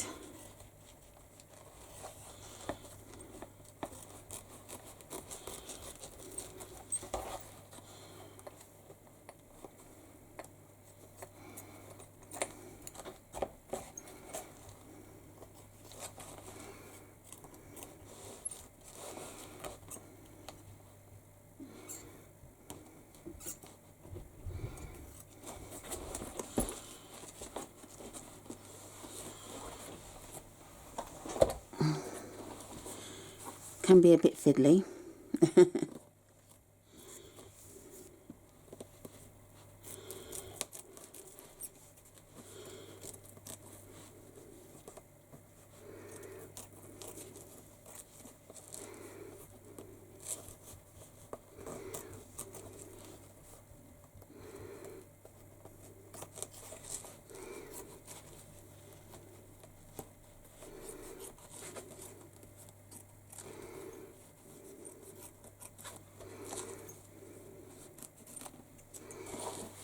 And the last little bit.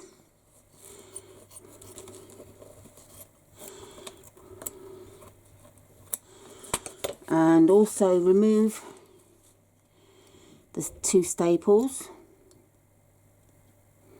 if you use them. And as you can see, they were well away from the stitches, nowhere near where I stitched. Okay, so the last thing we need to do before turning is to clip the curves. This is to give a smooth lining, a smooth edge. So I snip about every centimetre, going down to near the stitching.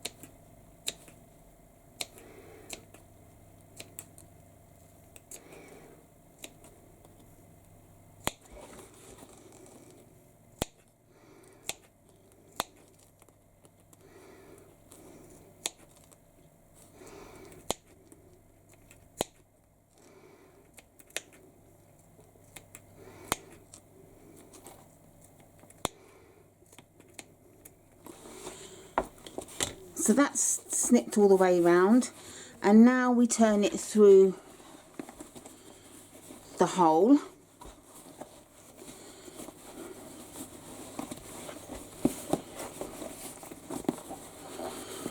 It's going to be too hard for me with my hands, so I'm going to ask my husband to do this, so I'll come back when it's done. Okay, thanks to my hubby for turning it. And then before you close the lining, just push these curved areas out. And as I did earlier, I ironed this seam. So I'm going to use some double-sided tape to keep it in place while I sew it.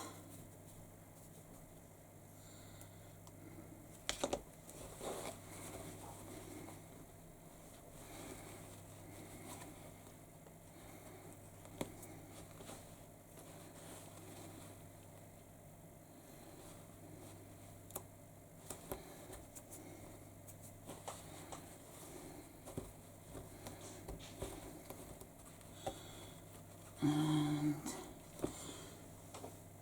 just like that.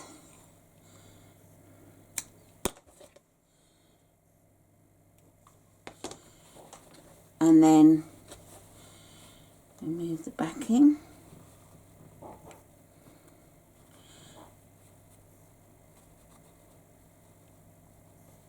And then I'm going to take it to the machine and stitch as close to the edge as I can for a neat finish. Once I've got the backing off, goodness me, it's not having it. So I'm going to have a fight with this. That's it. And then make sure that the seam edges are even, the same height basically.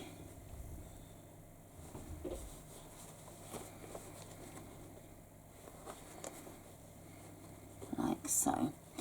And I'm just going to stitch that closed, pop the lining in, and then we're going to stitch around the top edge, top stitch. I just wanted to pop back first and show you my stitching. You stitch, oh, that way. Stitch as close to the edge as you dare and make sure you've got it in on both sides. Then push that inside and I'm going to top stitch. So I shall come back when that's done. So I've top stitched the bag and now all we have left to do are the straps.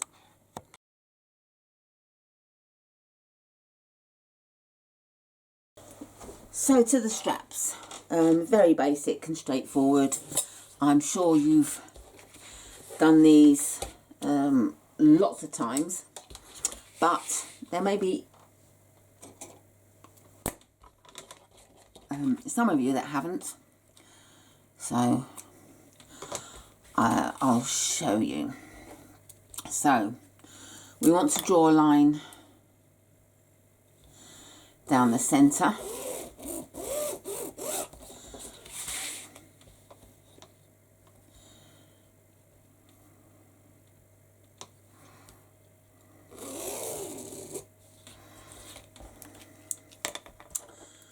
And we can use the wide tape for this part because the needle doesn't go near this.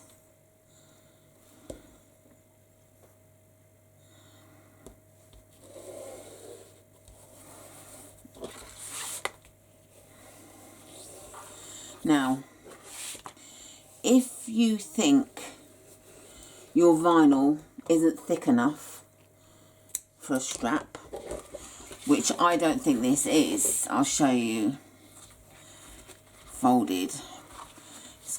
It's just flimsy. Take my word for it. I know it's not wide enough. So I get my Peltex.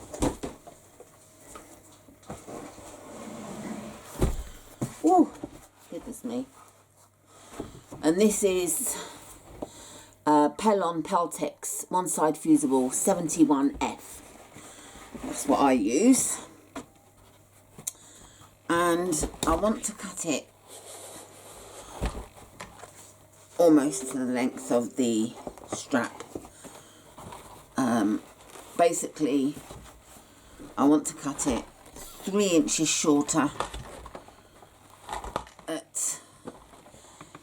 each end. So I can't remember how long this strap is. Right, it's cut to 30, so I want to do it at 24. That's not long enough, so I can't use these bits. Not sure how wide this one is. 20. So I do need to go along here. Now the strap's going to be 1 inch wide, so we don't want to cut the Peltex 1 inch wide, because that would mean the strap would be wider than 1 inch. So I cut 3/4 of an inch. I don't really have enough room trying to get it into the camera for you, but it's a bit difficult. So, okay.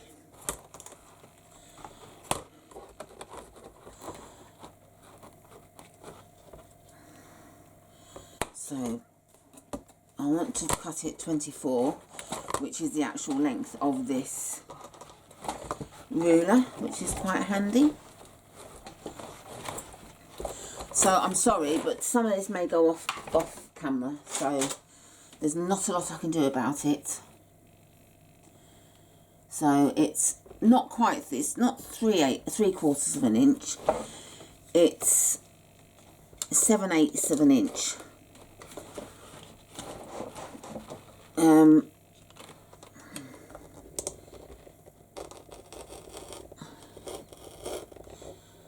I think my camera's gone blurred, so I do apologise, it has gone blurred. That's because it's trying to focus on everything and there's too much for it to focus on.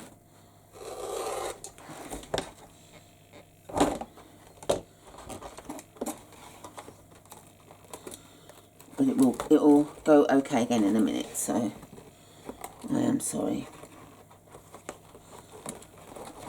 So we've cut one. I shall cut the other one off camera afterwards. I just wanted to show you what I did.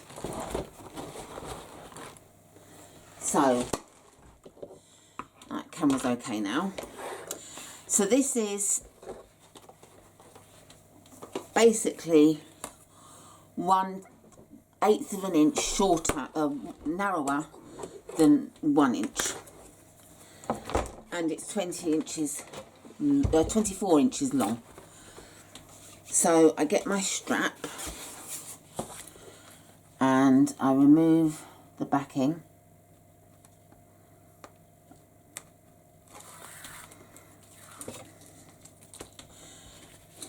And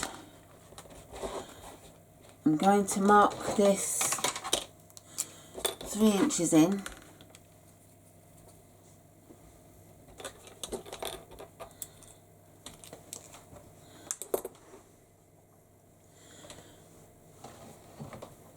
And now lay the Peltex not quite to the centre line,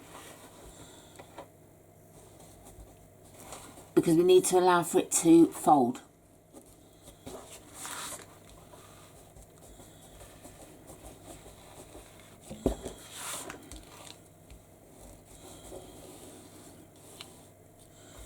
And I just want to make sure that this is 3 inches.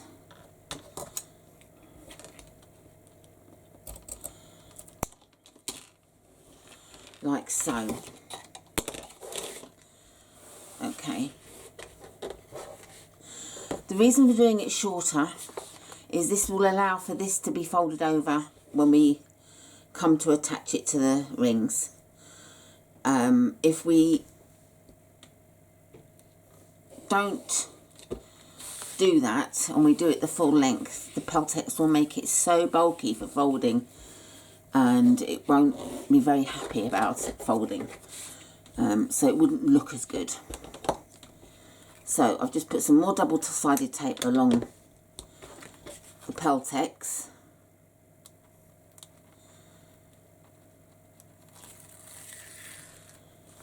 And that allows for us, I'm going to turn it round so I can see the line. That allows for us to fold over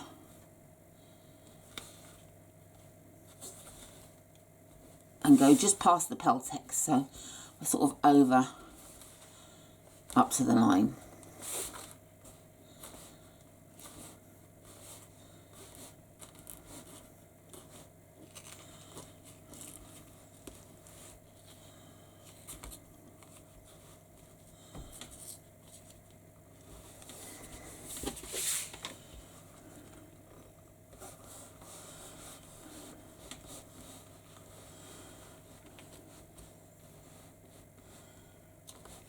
Okay, and now we need to do another row of double-sided tape, just pressing that down.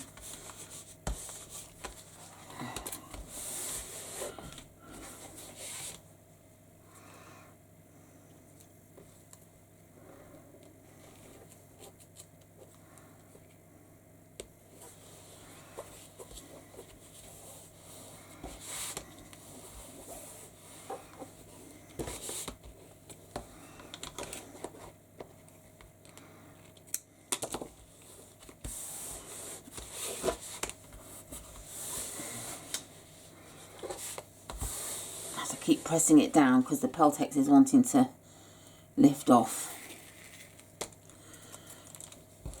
And now we go on this side, and again not quite to the line. This is to allow for when we fold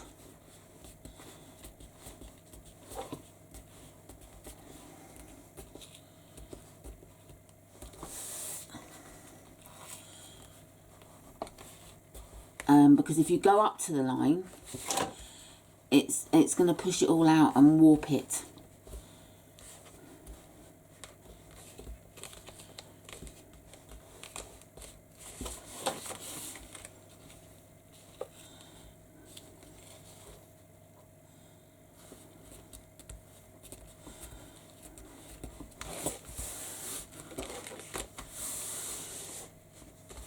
And then one final row of tape.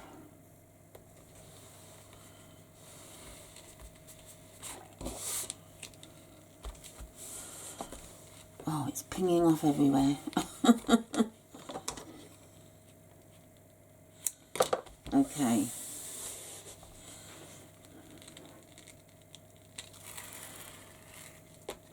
And then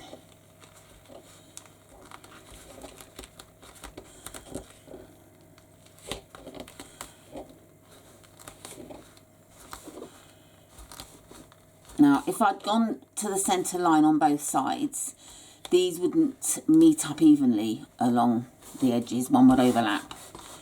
And that's why you leave a slight gap so that they can meet evenly at the top edge.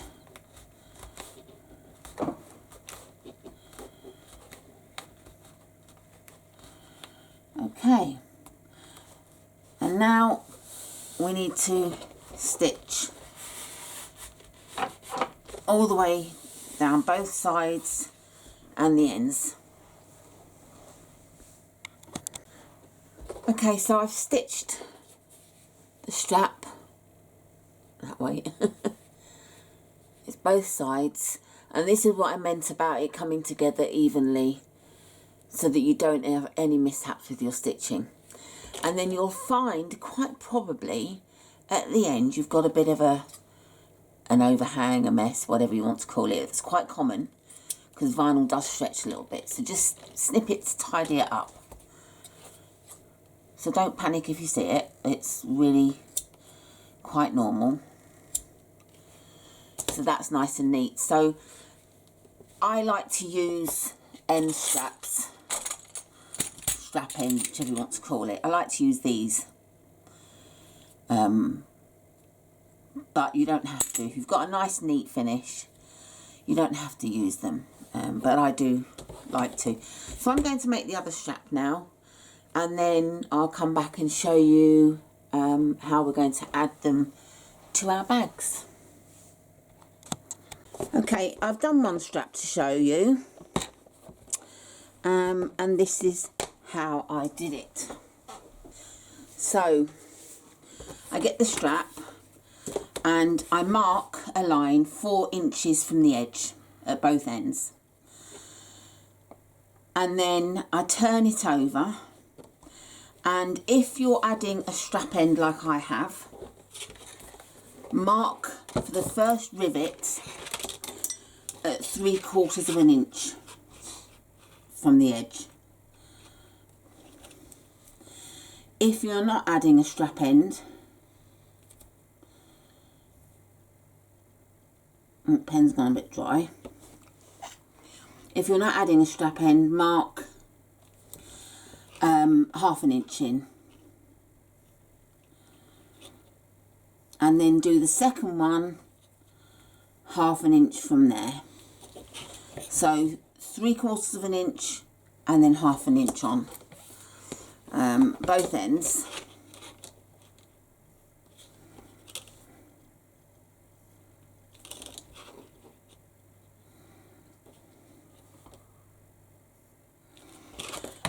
And then I punch my holes with my twist punch.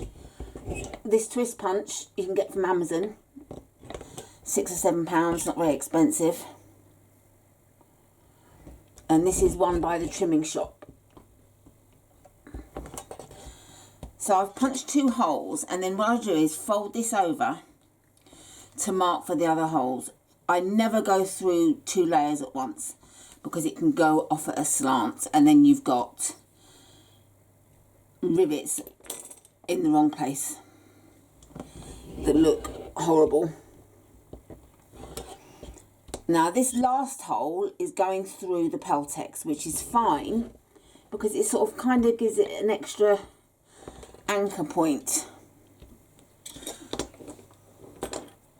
And then I've got some water and I just wipe that mark off for the pen.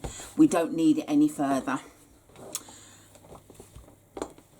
And again,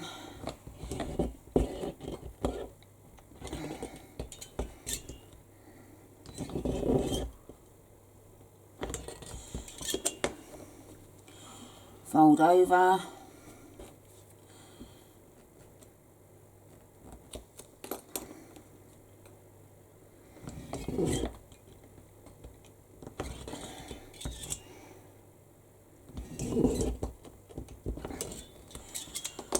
so that's all our holes marked. And then we get our bag, and make sure that this edge is on the inside and the folded edge is on the outside, because it doesn't look very nice when it's like on the outside. So do make sure you've got it like that.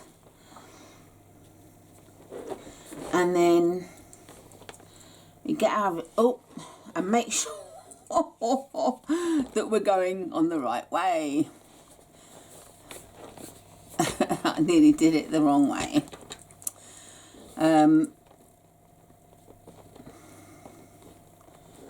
So put your rivet through, and you can either do one at a time or do the 2 together.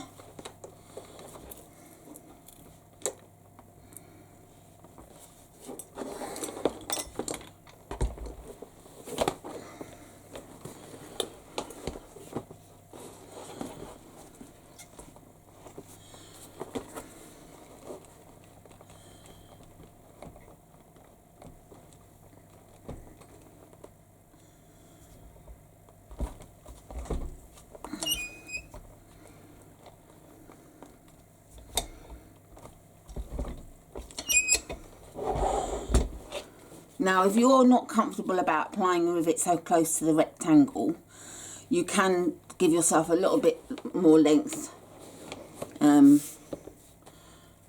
But I'm okay with doing that. So, right. The last of the rivets.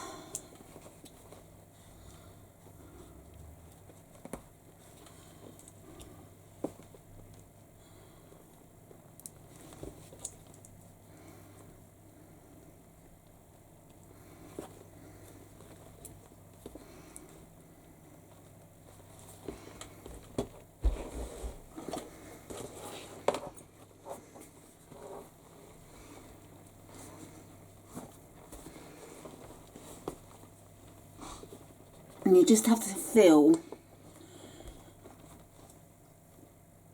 to make sure that the rivet's gone into the little dip.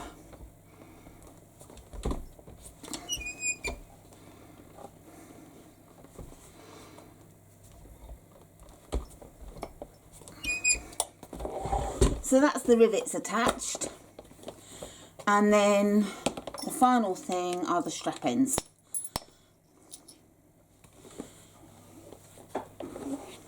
These are slightly different to the ones I normally use because the vinyl was a bit thick to go through on the other ones, so I swapped them for these, which are lovely because they're slightly wider, but they've also got the metal at the side. I got these from So Hot UK.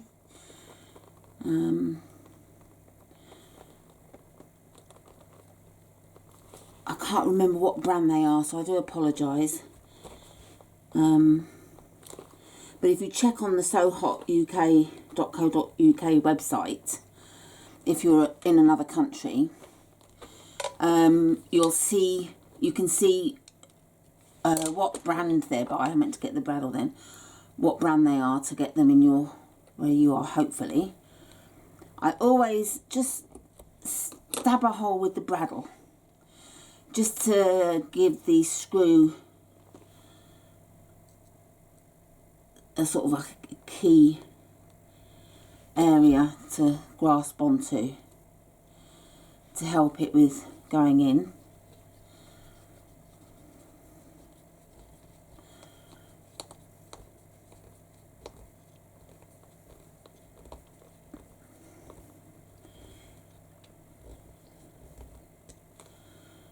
That's it. Make sure I screw down so it's flush and not sticking out.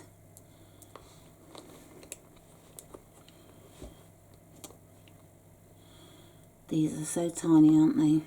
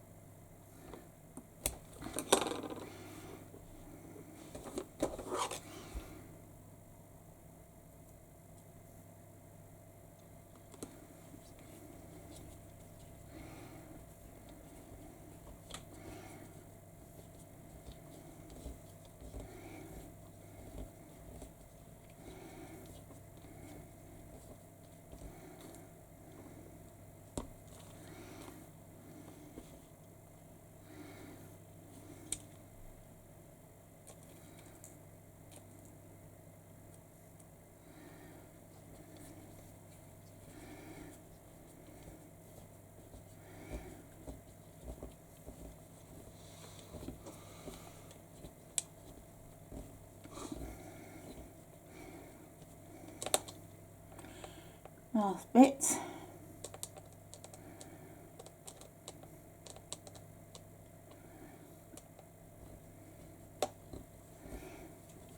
Okay, and that's that done. And there we have the completed Gracie bag. So here she is, Gracie by Shamballa Bags in all her glory. I'm so pleased with this bag. I've always loved making this design. It's a lovely bag to make. I do hope that you do make one yourself. If you do and you post it in groups, I'd be very grateful if you gave a link to this video. You can click the share button underneath the video for the link, or in the video description I also give the link so you can copy and paste it, rather than just tagging me, because tagging me just takes people to my page, which doesn't take them to the or takes them to my profile, which doesn't take them to the video. So please do, if possible, give a link to the video. So that's it. I'm going to think about the next video to do now of Shamballa bags. But in the meantime, enjoy making your bag, and I'll see you again soon.